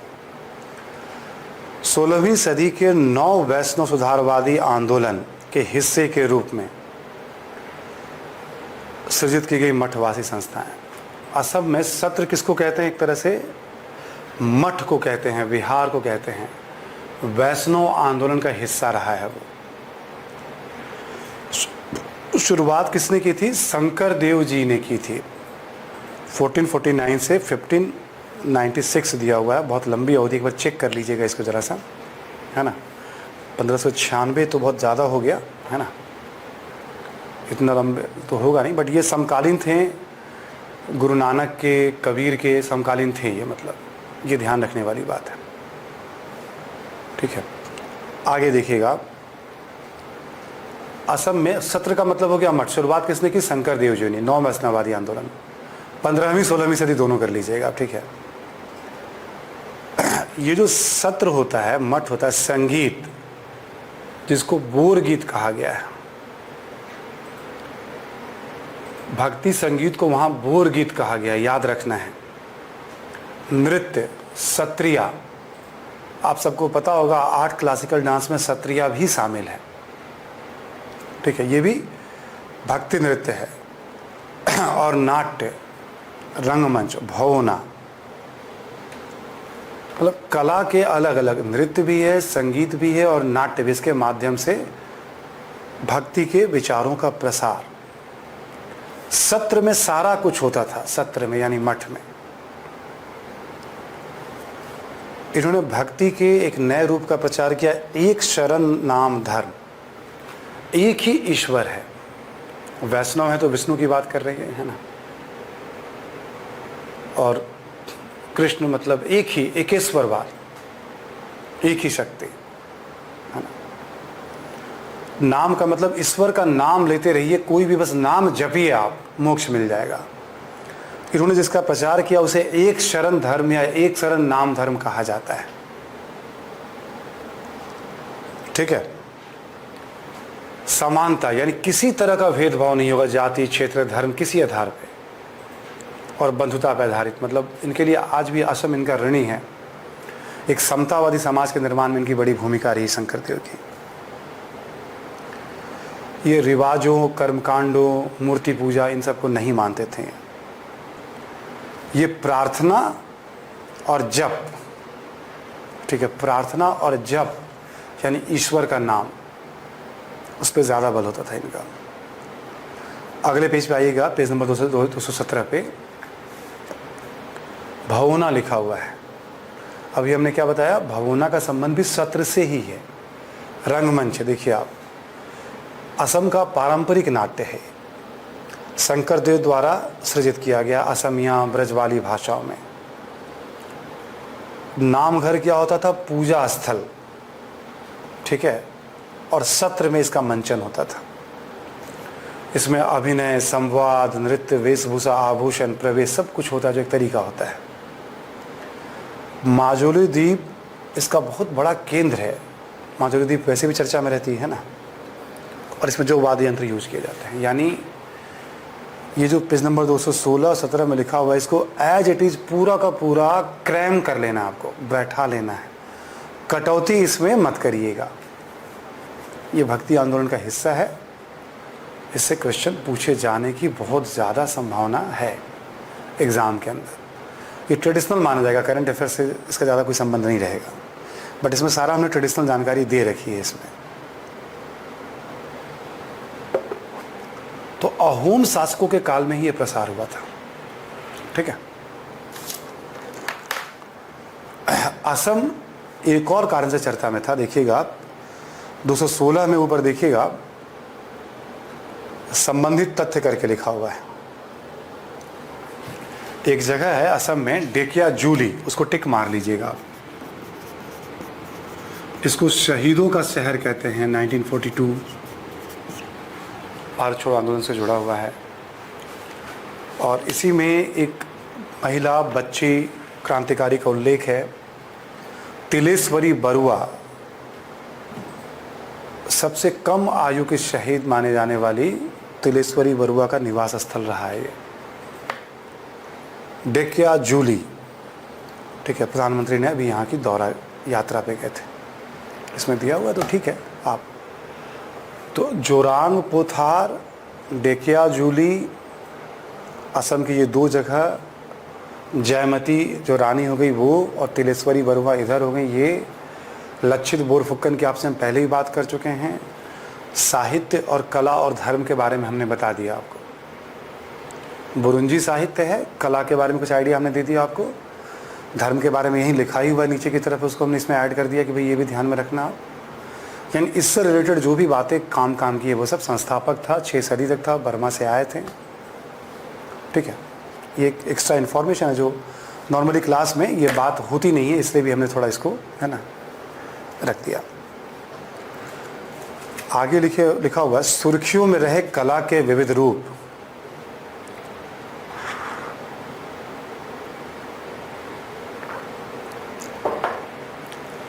पट्टचित्र, यदि आप लोग मेरी कल्चर वाली क्लास में रहे होंगे, जब पेंटिंग हमने मॉडर्न इंडिया में कराई होगी तो आपको याद होगा, जैसे हमने कहा था उड़ीसा में पट्टचित्र, उदयपुर में पट्टचित्र, नाथद्वारा में।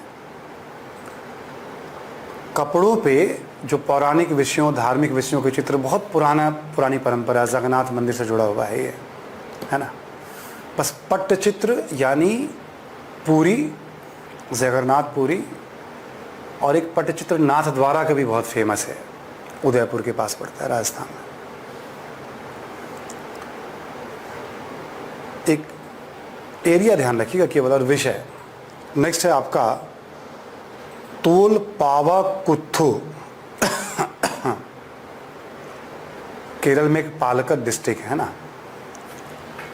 ये है आपका छाया कठपुतली। अभी चर्चा में क्यों आया है, क्योंकि यहाँ के कलाकार को पद्मश्री दिया गया है। ठीक है, इसके जो कलाकार हैं उनका नाम मैं मिस कर रहा हूँ अभी, है ना।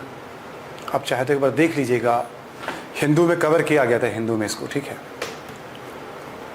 ना। तो एक कठपुतली कला है, ये बहुत चर्चा में भी आया है, और रामायण महाभारत सब के बारे में, मतलब छाया के माध्यम से कलाओं को, पीछे लाइट जलती है, कठपुतलियाँ होती हैं, कलाकार उसको गाइड करते हैं, स्टोरी चल रही होती है उसमें, है ना। कपड़ा सा बना हुआ होता है और बाहर छाया से सब, बहुत फेमस है इस समय। तो ये इम्पॉर्टेंट है, इसको रखिएगा आप। छाया कठपुतली कला, पपेट। सत्र के बारे में होइएगा आपका, ये सब होइएगा आपका, है ना। एक 217 में देखिएगा आप, कंबाला एक भैंस दौड़ है कर्नाटक का, कंबाला। ठीक है, ये ऐसे याद रखिएगा। आज कर्नाटक में हम लोगों ने क्या क्या देखा अभी, चन्नपटना खेल के बारे में देखा हमने, कंबाला की बात की हमने भी, यक्षगान की बात की हमने, है ना। ऐसे भी मतलब कर्नाटक कहाँ कहाँ आज आया है। ठीक है, तो वो फाइनल ही बैठाते चलिए दिमाग में, ठीक है, ये ध्यान रखना है हमें, याद हो जाए, इससे अच्छी बात क्या हो सकती है ना। अब 217 में एक गुरुद्वारा सुधार आंदोलन है, इसमें कुछ पॉइंट्स मैं आपको करा देता हूँ। और चौरी चौरा है, चौरी चौरा तो आप जानते ही हैं, बट फिर भी काफ़ी न्यूज़ में था ये, दोनों बहुत न्यूज़ में रहा है ना। तो इसमें कुछ पॉइंट्स बनता है, लिखिए आप ज़रा, गुरुद्वारा सुधार आंदोलन के बारे में।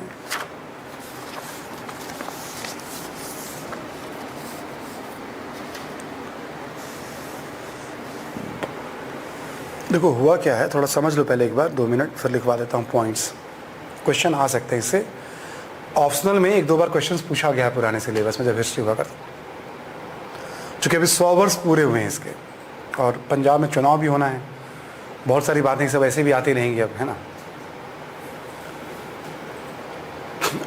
गुरुद्वारा एक तरह से पूजा स्थल हो गया, है ना, और बड़ी संख्या में गुरुद्वारे बनाए गए हैं। मतलब पाकिस्तान में भी बहुत फेमस गुरुद्वारा है, और भारत में तो खैर है ही। धीरे धीरे क्या हुआ था, गुरुद्वारा पे जिनके, जो गुरुद्वारा के प्रमुख होते थे, जो ग्रंथी होते थे, बहुत सारे गुरुद्वारा में करप्ट प्रैक्टिसेस में इन्वॉल्व थे, और अंग्रेज़ों से उनके अच्छे संबंध थे। जब अंग्रेज़ों का कब्ज़ा हो गया पंजाब पे 1849 में, द्वितीय सिख युद्ध के बाद, तो ब्रिटिश सरकार उनमें सांठगांठ हो गई, इनका काम होता था सरकार के प्रति लोगों में निष्ठा की भावना पैदा करना और प्रत्येक तरह का संतोष को दबाना, है ना। सरकार का चूंकि वरदहस्त था तो ये लोग गलत काम भी करते थे। पंजाब में भी फिर आधुनिक शिक्षा का प्रसार हुआ, धीरे धीरे पढ़े लिखे लोगों की संख्या आई। आपको याद होगा पंजाब में भी नामधारी आंदोलन, आपको याद होगा, आपने पढ़ा होगा पहले, है ना। कूका आंदोलन, नामधारी आंदोलन, निरंकारी आंदोलन, सिंह सभा आंदोलन ने एजुकेशन पे बहुत ज़्यादा ध्यान दिया। आर्य समाज के कारण और सिंह सभा के कारण एजुकेशन का बहुत प्रसार हुआ।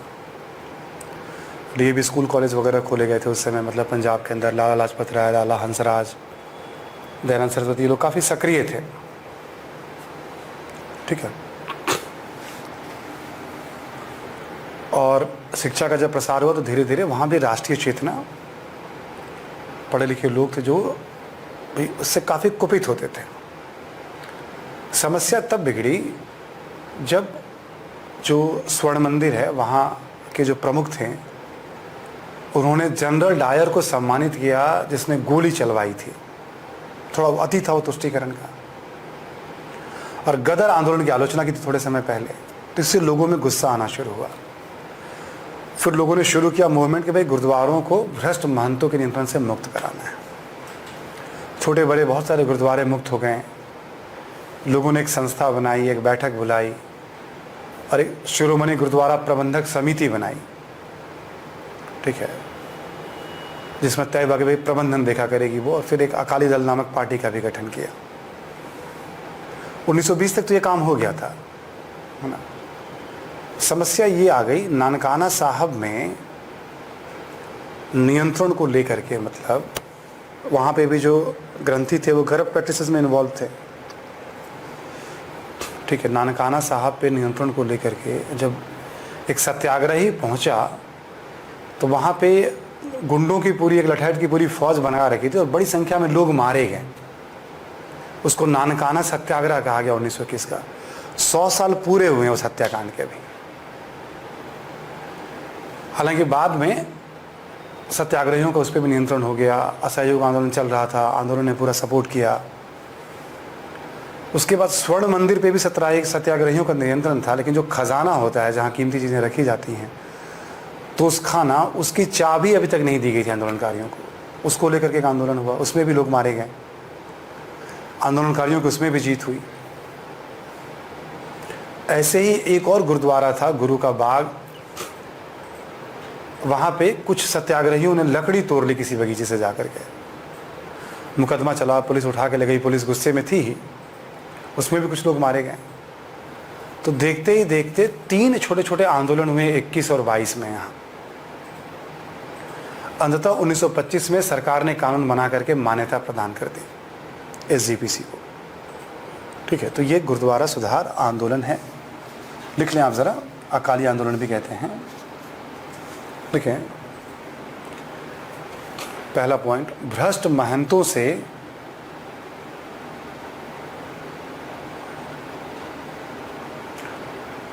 गुरुद्वारों को मुक्त कराने के लिए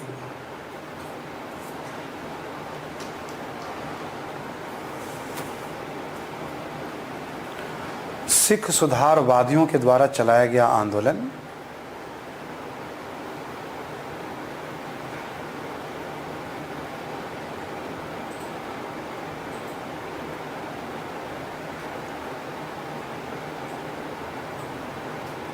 सिख सुधारवादियों के द्वारा चलाया गया आंदोलन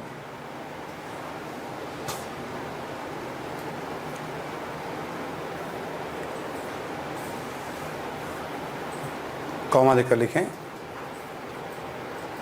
गुरुद्वारों के प्रमुख और सरकार के बीच अच्छे संबंध थे। लिखवाने का मकसद है थोड़ा सा मेंस में भी कभी आपको हेल्प मिल जाए इससे, क्योंकि चर्चा में है ये, है ना, इसलिए थोड़ा लिखवा देना आपको। अच्छे संबंध थे, बेहतर संबंध थे।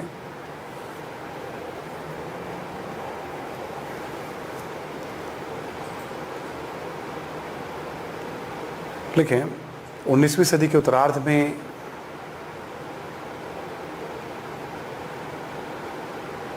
आधुनिक शिक्षा के प्रसार के साथ आधुनिक विचारों व राष्ट्रीय चेतना का प्रसार हुआ।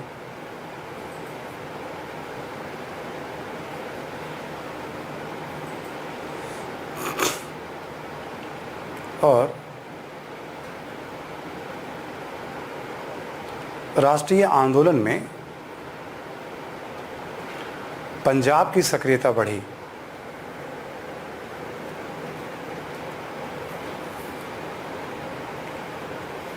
कांग्रेस की स्थापना में लोग सक्रिय थे। स्वदेशी आंदोलन में लाजपत राय वगैरह की भूमिका थी। क्रांतिकारी राष्ट्रवाद के पहले चरण में अजीत सिंह वगैरह सक्रिय थे। सब मॉडर्न इंडिया में आपने पढ़ा ही होगा। तो धीरे धीरे सक्रियता आ गई थी समाज में, शिक्षा वगैरह के कारण, है ना। देखिए 20वीं सदी, अगला पॉइंट लिखिए, 20वीं सदी के दूसरे दशक में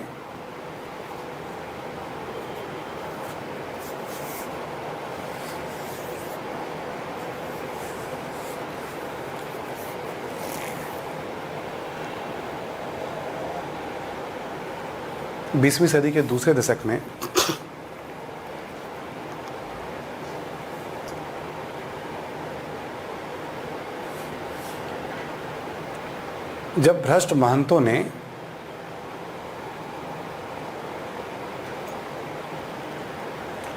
गदर आंदोलन की आलोचना की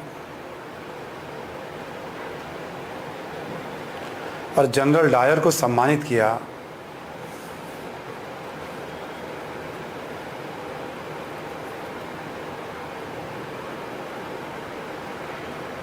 इसके प्रतिक्रिया स्वरूप सुधारवादी सिखों ने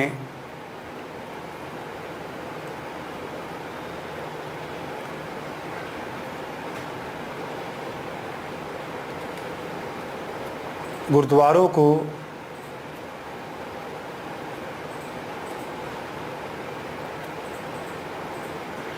इनके नियंत्रण से मुक्त करने के लिए अहिंसक आंदोलन चलाया।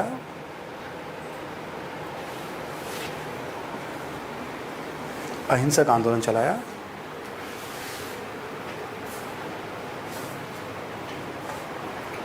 उन्नीस सौ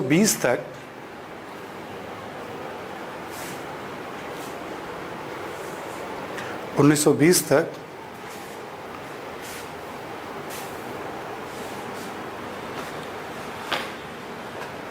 सुधारवादियों को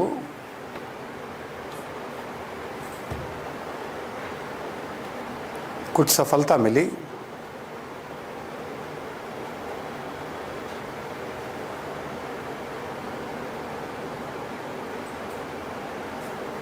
सुधारवादियों को कुछ सफलता मिली।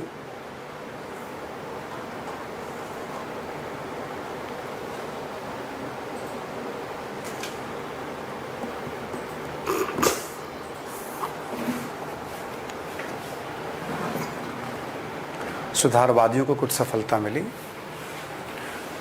लिखें 1920 में ही शिरोमणि गुरुद्वारा प्रबंधक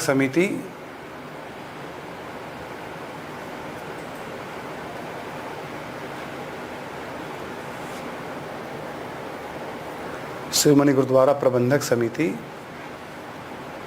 तथा शिरोमणि अकाली दल की स्थापना की गई।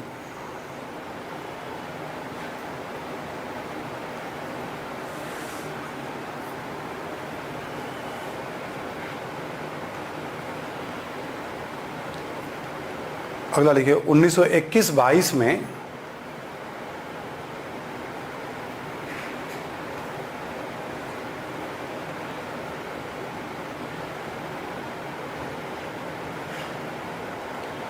कुछ मुद्दे पर टकराव हुआ।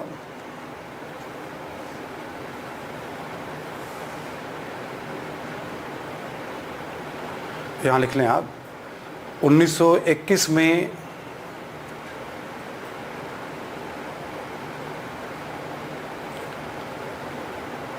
नानकाना गुरुद्वारा है, नानकाना सत्याग्रह के दौरान कुछ सत्याग्रही मारे गए।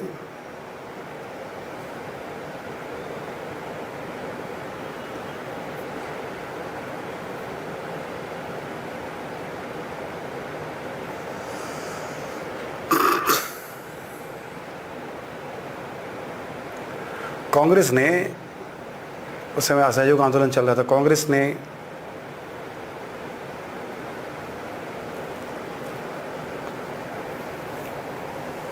इसकी आलोचना की।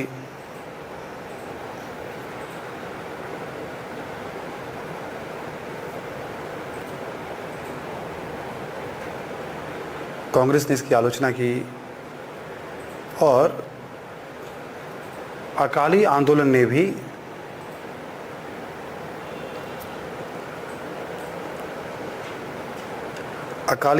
भी प्रस्ताव पारित कर असहयोग आंदोलन का समर्थन किया।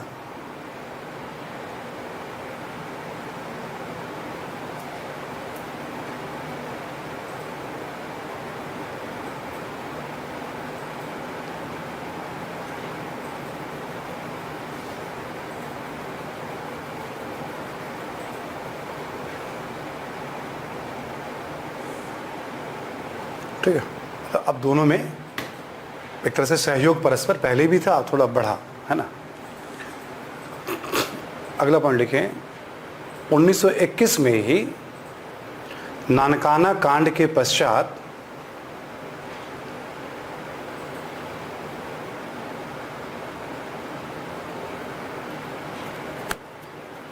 स्वर्ण मंदिर के तोसखाना,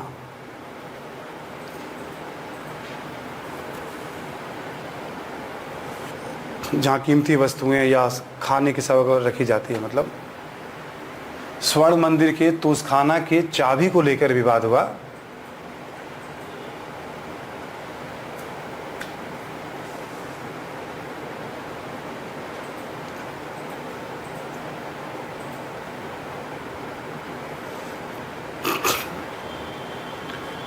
इसमें भी अंततः सत्याग्रहियों की जीत हुई।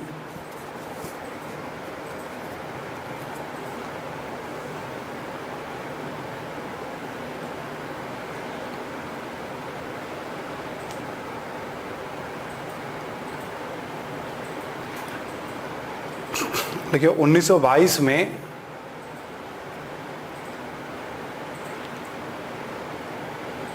लकड़ी काटने के विवाद को लेकर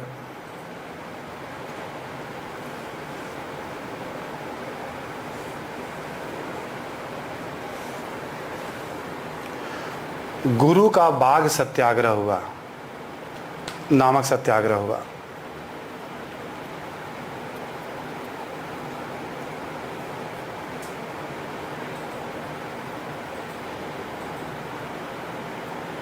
ठीक है, तो एक क्रम भी हो गया। पहले नानकाना कांड हुआ है, देखो नवंबर 1920 में एसजीपीसी, दिसंबर 1920, मतलब महीने नहीं लिखना आपको, एक क्रम भी हो गया, घटनाएं कैसे कैसे घटी हैं। लास्ट पॉइंट लिख लो, 1925 में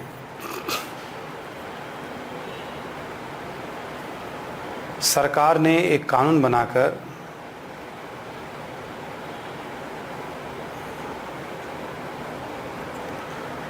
गुरुद्वारों के प्रबंधन का अधिकार एसजीपीसी को सौंप दिया।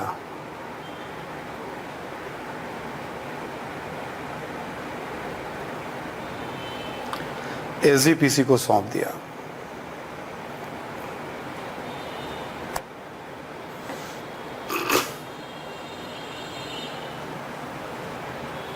ठीक है, तो इस तरह से एक क्रम बन गया आपका, कैसे कैसे इवॉल्व हुआ, क्या हुआ था, एक छोटी सी स्टोरी बन गई आपकी। ठीक है ना। तो ये हो गया आपका गुरुद्वारा सुधार आंदोलन। अब इसमें नोट्स में कुछ देखने की जरूरत है नहीं आपको। नेक्स्ट है आपका चौरी चौरा। आप इसके बारे में जानते ही हैं। अभी विवाद ये हुआ था कि चौरी चौरा को कांड न कहा जाए, मतलब एक तरह का संघर्ष है ये आज़ादी का। आप सबको पता है ही, असहयोग आंदोलन चल रहा था। दिसंबर 1920 में असहयोग आंदोलन की शुरुआत हुई थी। सरकार झुकने को तैयार थी नहीं। 30 जनवरी तक अधिकांशतः नेताओं को गिरफ्तार कर लिया गया था। 1 फरवरी को गांधी जी ने असहयोग आंदोलन को 1 वीक के लिए स्थगित किया। गांधी जी ने कहा कि आंदोलन 1 वीक के लिए रोका जाए, और गांधी जी ने सरकार को अल्टीमेटम दिया था कि यदि एक सप्ताह में राजनीतिक बंदियों को रिहा नहीं किया गया, तो सूरत डिस्ट्रिक्ट में एक जगह है बारदौली, वहाँ से गांधी जी सविनय अवज्ञा आंदोलन यानी कानून के उल्लंघन के आंदोलन की शुरुआत करेंगे।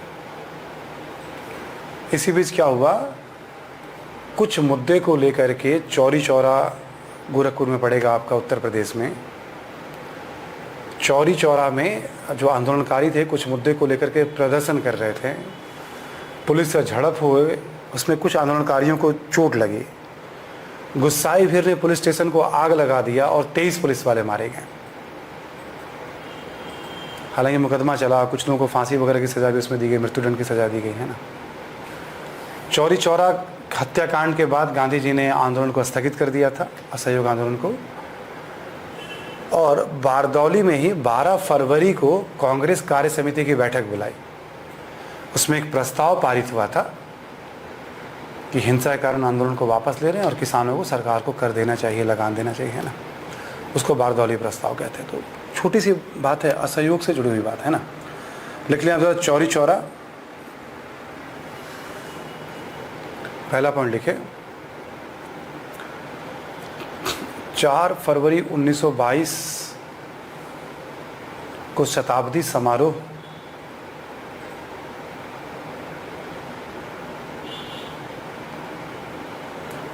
डाक टिकट जारी,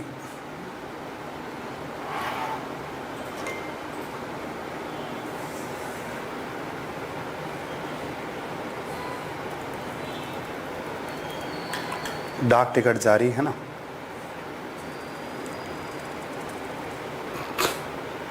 लिखें कि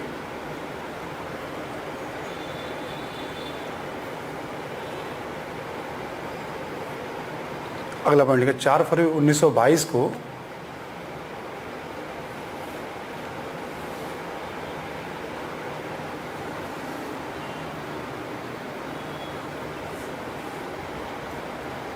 आंदोलनकारियों और पुलिस के बीच झड़प तथा 23 पुलिस वालों की मृत्यु,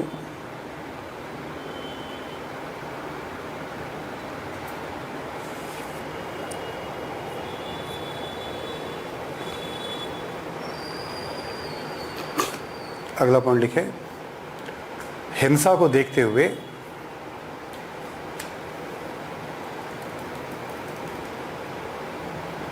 गांधी जी ने असहयोग आंदोलन को स्थगित किया।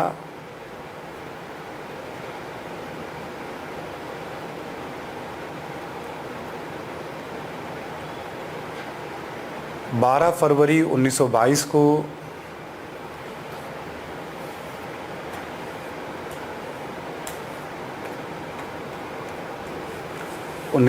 को बारदौली में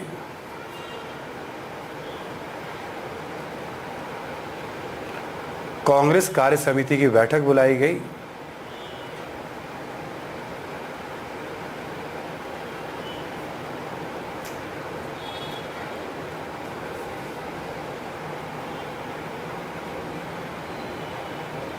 और बारदौली प्रस्ताव के माध्यम से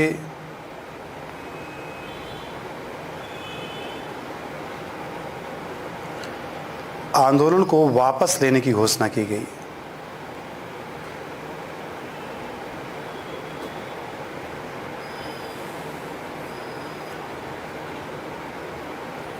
ठीक है, तो बस यही है इसमें। और असहयोग आंदोलन चूँकि आप सब पढ़ते ही हैं, उससे संबंधित कोई भी बात होगी तो आ ही जाएगा सामने। सुभाष चंद्र बोस, नेहरू जी, बहुत सारे नेता मतलब आश्चर्य में थे कि आंदोलन वापस क्यों ले रहे हैं गांधी जी, है ना।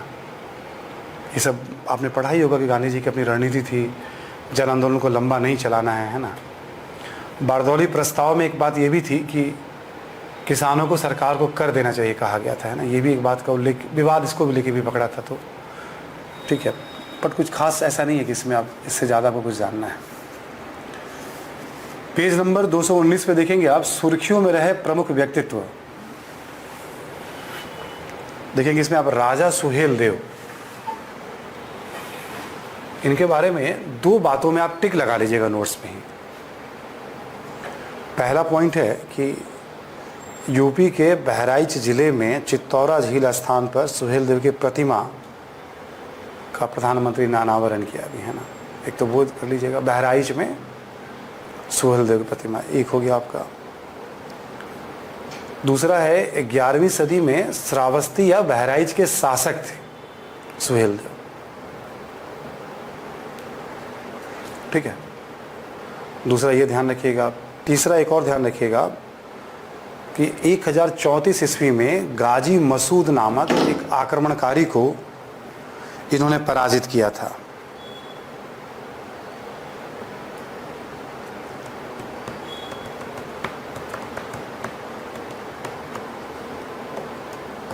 ठीक है, 3 बातें आप ध्यान रखिएगा इनके बारे में। प्रतिमा का अनावरण हुआ है और इनके नाम पे राजनीति तो भी इतनी ज़बरदस्त होनी है यूपी के अंदर, अभी क्या पूछा जाए अब, ठीक है। क्या इनके नाम पे पार्टी भी बनी हुई है, बहुत सारी बातें हैं इसमें जो आप। एक अगला नाम है वीर चिला रॉय, असम के कोच शाही राजवंश के एक सेनापति थे। और लास्ट में देखिएगा आज भी इनके नाम पे वीरता पुरस्कार दिया जाता है, बस इतना ध्यान रखिएगा, है ना। अगला नाम जो बहुत इंपॉर्टेंट है, ठीक है, एम पद्मनाभन, केरल के एक सोशल रिफॉर्मर थे और स्वतंत्रता सेनानी थे। इन्होंने एक संस्था बनाई थी, याद रखिएगा, नायर सर्विस सोसाइटी, याद रखना है आपको ये, ठीक है। अगला इसमें इंफॉर्मेशन देखोगे आप, वायकॉम और गुरुवयूर सत्याग्रह। वायकॉम एक मंदिर परिसर है, उसके चारों तरफ सड़कें बनी हुई थी। उन सड़कों पे उस समय के हिसाब से जो छुआछूत था, उसमें जो निम्न वर्ण के लोग थे उनको चलने की इजाज़त नहीं थी। उस सत्याग्रह में इन्होंने भाग लिया था। और भी लोग थे, के कलप्पन थे, गांधी जी भी 25 में उन्होंने वहाँ की यात्रा की थी, है ना, ठीक है। तो सत्याग्रह में भाग, सड़कों पे इजाज़त को लेकर के। गुरुवयूर मंदिर में प्रवेश को लेकर भी सत्याग्रह में इन्होंने भाग लिया था। ये दोनों इंपॉर्टेंट है, दोनों छुआछूत के विरुद्ध सत्याग्रह था। बाकी चीज़ें आप याद रख सकते हैं तो ठीक है, नहीं भी रखते हैं तो कोई बात नहीं। ये ज़रूर याद रखिएगा, नायर सर्विस सोसाइटी, है ना।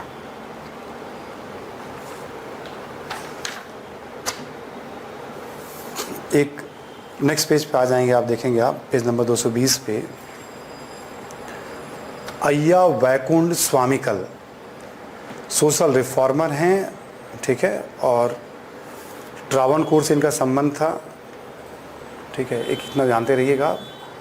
एक और नाम नीचे सबसे लिखा हुआ है, इन्होंने एक नारा दिया था, एक जाति होनी चाहिए इंसानियत की, एक ही धर्म होना चाहिए, एक कुल, एक ईश्वर, एक विश्व, सब कुछ एक हो, ठीक है। एक पंडित भीमसेन जोशी हैं, शास्त्रीय क्लासिकल कर्नाटक शैली के गायक हैं ये, है ना। इनका जन्म शताब्दी वर्ष अभी मनाया गया है और 2008 में इनको भारत रत्न दिया गया था। 3 बातें ध्यान रखिएगा। क्लासिकल गायक हैं भीमसेन जोशी, ठीक है। पिछले क्लास में आपको याद होगा तो हम लोगों ने पंडित जसराज की बात की थी। लास्ट ईयर अमेरिका में उनका निधन हुआ, पंडित जसराज का, है ना। अभी यहाँ भीमसेन जोशी का। तो इन्फॉर्मेशन बस ध्यान रखना ही मायने रखता है, ठीक है। हो गया आपका ये, है ना। बस अब ख़त्म ही है आपका, तो अलग से ब्रेक की कोई ज़रूरत है नहीं। आपको भी छुट्टी मिलेगी, राजा को प्रजा से और प्रजा को राजा से मुक्ति मिलेगी, है ना। 15-20 मिनट में आपकी सारी बातें भी पैक हो जाएंगी, है ना। अब मिसलेनियस इन्फॉर्मेशन है। कुंभ मेला के बारे में जानकारी दी गई है, बहुत चर्चा में आया है कुंभ मेला। कोरोना के कारण भी बहुत चर्चा में आया था कि सेकेंड वेव में माना गया था कि भाई रोका जाना चाहिए था इसको लेकर के, है ना। देखो, कुंभ क्या होता है कि हिंदुस्तान में 4 जगह कुंभ स्नान की परंपरा है, ठीक है। प्रयागराज में, हरिद्वार में, उज्जैन में और नासिक में।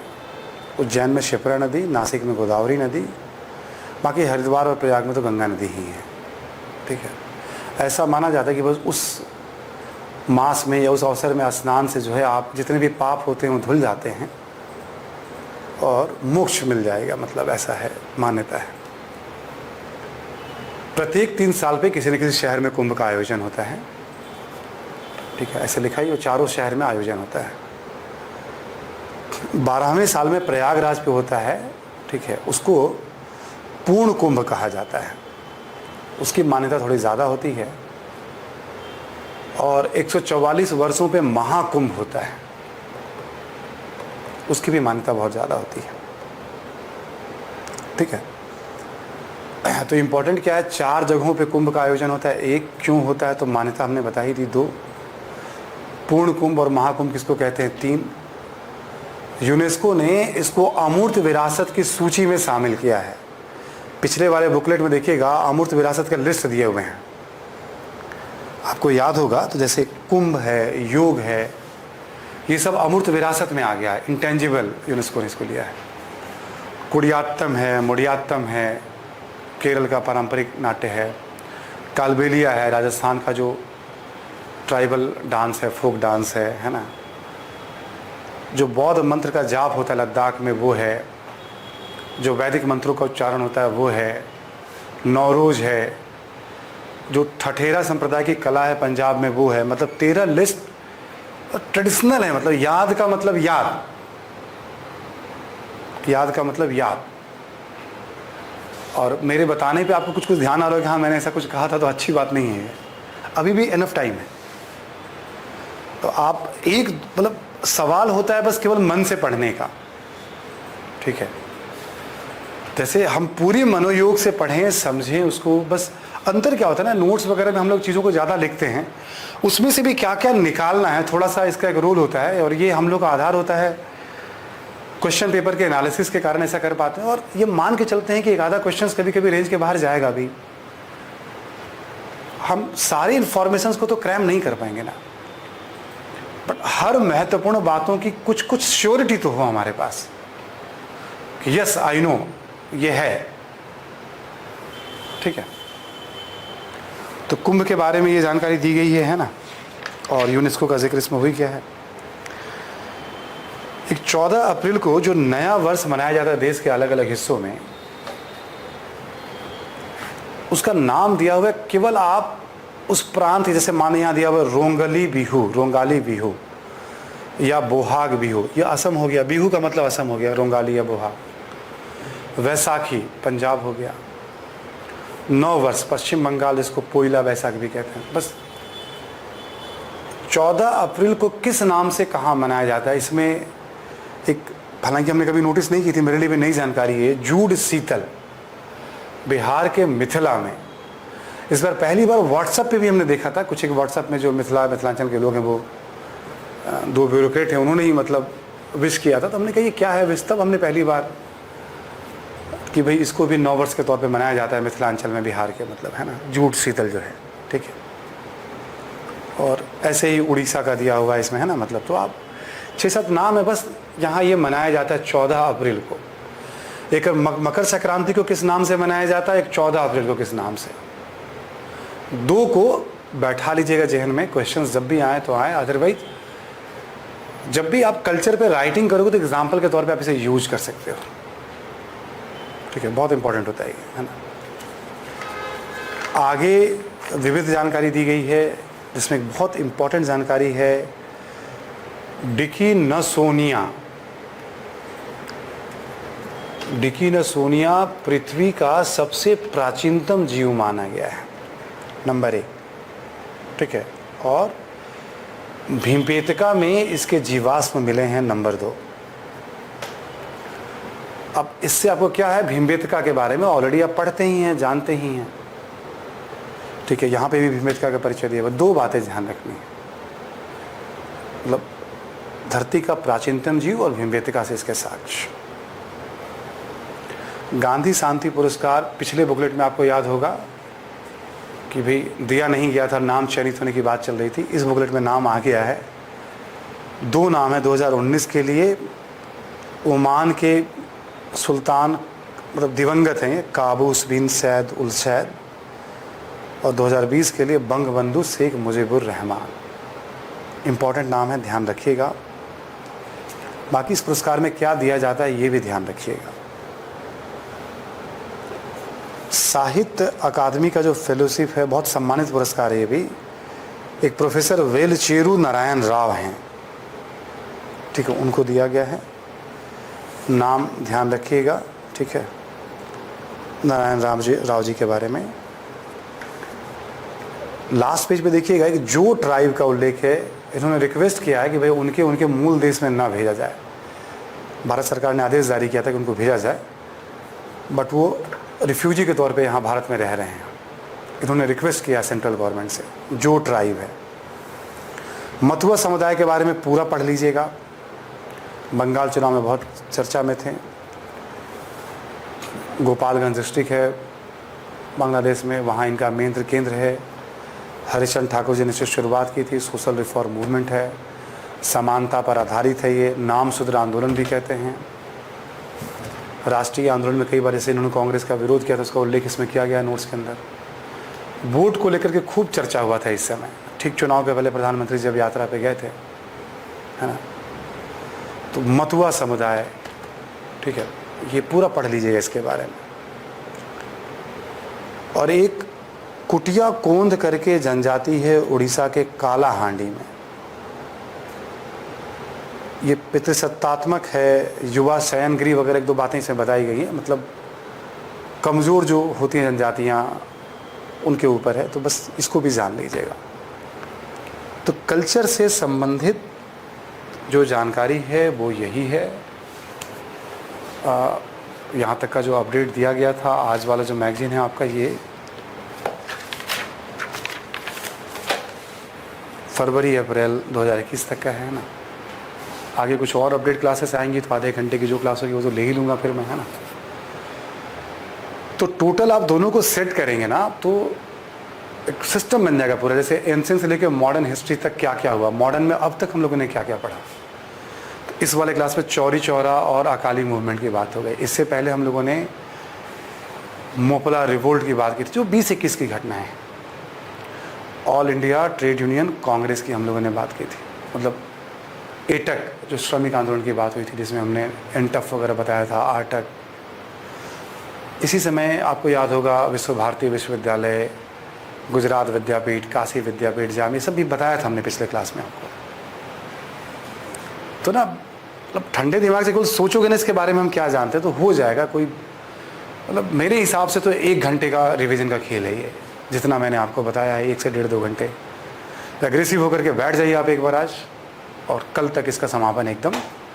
आगे कुछ भी होगा, जैसे आपने देखा ही है, रुद्रप्पा मंदिर या रुद्रेश्वर मंदिर जो है तेलंगाना का काकतीय समय का है ना, उसको हेरिटेज लिस्ट में शामिल किया गया है। जो मूर्त विरासत है, धौलावीरा को शामिल किया गया। तो धौलावीरा पे जानकारी आपको बढ़ा लेनी है। गुजरात में कहाँ स्थित है वो, कच्छ में स्थित है वो। 3 हैं उसके बड़े बड़े, वहाँ पे आप देखोगे वाटर रिजर्वियर मिल रहे हैं, बहुत बड़ा सा स्क्रिप्ट मिला है वहाँ पे, नेम प्लेट जैसा, मतलब ठीक है। और भी जानकारी उसके बारे में जो ले सकते हैं आप, है ना। रुद्रप्पा मंदिर के बारे में थोड़ी जानकारी बढ़ा लीजिएगा आप, क्योंकि 39वां हमारा था वो, जो साइड से हमारी विरासत है उसमें 40वां हो गया हमारा धौलावीरा। 40 तो आपके ये हो गए, 13 आपके अमूर्त हो जाएंगे, 53 तो ऐसे हो गए। 53 तो आपको वैसे ही ध्यान रखने चाहिए, मतलब ठीक है। तो बस लग जाइए आप। आगे कुछ और ऐसा हुआ, मुश्किल से 15-20 मिनट, आधे घंटे का कोई सेशन हुआ तो ठीक है, वरना आप पढ़ सकते हैं। मुझे नहीं लगता कि सेशन की ज़रूरत है, ठीक है। बट प्रबंधन का जो निर्णय होगा वो, मतलब है ना, शशि हमारे सुन रहे हैं, बस मैं आ जाऊँगा। आगे कुछ और कुछ बात बतानी हुई तो ठीक है। आप सबको खूब सारी शुभकामनाएं हैं। आप प्रारंभिक परीक्षा में अंतिम का वक्त बहुत मायने रखता है, रिवीजन। और केवल कल्चर ही नहीं, दूसरे भी करंट अफेयर्स को रिवाइज करिए आप। एक ट्रिक मैं आपको बता रहा हूँ, मैंने पहले भी शेयर किया। बहुत सारे स्टूडेंट्स मुझे नाम से भी लग रहे हैं हमारे पुराने स्टूडेंट्स हैं सब, ठीक है ना। प्रैक्टिस पेपर आप बनाइए जितना बना सकते हैं आप। एक टारगेट प्लान बना लीजिए आप।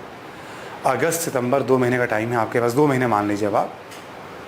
तो कोशिश करिए वीक में कम से कम 2 पेपर सॉल्व करने का, जहाँ से भी नया पुराना सॉल्व करिए। और जो प्रैक्टिस पेपर बनाइए आप, तो 1 दिन हमेशा रखिए वीक में आप, या 2 दिन रखिए आप। अब आज के डेट में मेरा मानना है। और सारे क्वेश्चंस जो आप बनाते हैं ना, सबको सर्च करिए आप, आंसर तुरंत मत देखिए आप। यदि आपने तरीके से सब सेगमेंट में से मान लो हिस्ट्री पे कोई एक पेपर, पॉलिटी पे एक पेपर, ऐसे करके आपने 16 पेपर आपने बना लिए, मान लो 2 पेपर हिस्ट्री पे, 2 पेपर पॉलिटी पे, ऐसे करके, है ना, ठीक है। 16 नहीं भी बनाए आपने, 10 बना लिए, 12 बना लिए, ठीक है ना। और 4-6 फुल पेपर आपने बना लिया सर्च करके। सर्च करिएगा, उसका फ़ायदा आपको ये मिलेगा, जितना आप जानते हैं वो सब एग्ज़ाम तक पहुंच जाएगा। जितनी गलतियां होंगी वो आपको याद हो जाएगा। सर्च करने से रिवीजन बहुत परफेक्शन से होता है। वो आप कैलकुलेट कर लीजिएगा, 2-3 अक्टूबर तक का टाइम रख लीजिए आप, एक प्लान बना लीजिए कि मुझे इस तरह से करना है, और प्रैक्टिस करिए। और उसका आंसर तुरंत मत देखिए आप, पहले सर्च करिए आप 4-6 घंटा लगा करके। अपने नोट्स को पढ़िए, अच्छा इस टॉपिक में क्या पढ़ा था अपने नोट्स में हमने, नहीं मिले तो फिर विपिन चंद्रा वाली किताब में, स्टडी मटेरियल में, आर एस शर्मा वाली किताब है, उसको सर्च करिए आप। जब आपके सारे सोर्स चुक जाए, इसी बहाने क्या होगा, पूरा सोर्स का रिवीजन हो गया, तब आप आंसर पढ़ लिया करिए आप, इसका आंसर क्या है। इसी बहाने एडिशन भी हो जाएगा और रिवीजन भी हो जाएगा आपका। ये बहुत अच्छा एक वे माना जाता है पढ़ने का। लास्ट टाइम पे मेरा सुझाव ये होता है, आखिरी के 12-15 दिन स्टूडेंट्स को सर्च के थ्रू ही रिवीजन करने चाहिए। मतलब क्वेश्चंस प्रैक्टिस किया और सर्च किया, प्रैक्टिस किया, और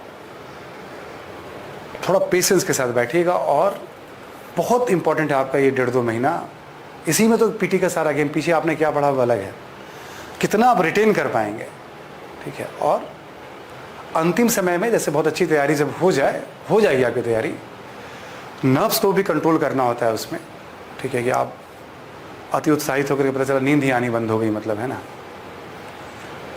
और एक नॉर्मल रूटीन में रहिएगा। एग्ज़ाम के पहले वाली रात भी बहुत मायने रखती है, नॉर्मल रूटीन में रहिएगा। सेंटर वगैरह के बारे में प्रॉपर आइडिया रखिएगा अपना, मतलब ईश्वर की कृपा हो 3rd वेव तब तक ना आ जाए, ठीक है, अदरवाइज़ फिर एक नया गेम हो जाएगा फिर। और जो भी डॉक्यूमेंट्स वगैरह ले जाने होते हैं वो सब पढ़ लीजिएगा, है ना। और जब जाइएगा तो ज़्यादा सोच के मत जाइएगा हमने अब क्या पढ़ा। बहुत लोगों की आदत होती है एक आध रात पहले, एक आध दिन पहले छोड़ देते हैं पढ़ाई, क्योंकि जो पढ़ना था आपने पढ़ लिया। आप एक बार छोड़िए तो छोड़ दीजिए आप, और वहाँ जा करके एकदम फ्री माइंड से क्वेश्चंस और 4 ऑप्शन, जितना आप प्रैक्टिस में सीखे होगे आप कला, वो सब यूज करिएगा। लगातार 5-7 क्वेश्चंस के आंसर बन जाए तो बहुत उत्साहित मत हो जाइएगा। 5-7 क्वेश्चन के आंसर ना समझ में आए तो दुखी मत हो जाइएगा। सबके लिए होगा।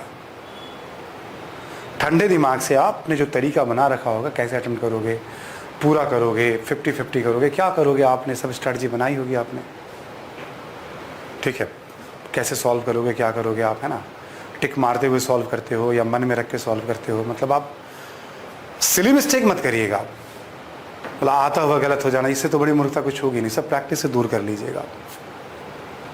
परफॉर्मेंस वाले डे पे पढ़ा नहीं जाता है कि हमने जो मेहनत करी कितना हम कैरी कर पाएंगे। और आत्मविश्वास रखिएगा आप, ठीक है, कॉन्फिडेंट रखिएगा। एक दिन पहले की जो रात है ठीक से, रोज़ एक नॉर्मल रूटीन में रहिए, वो रात भी ठीक से जाएगी आपके।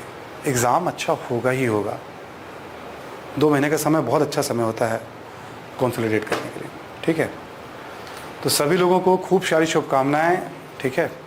और शशि भाई को भी, और शुभ रात्रि। फिर मुलाकात होगी। Tata, bye bye.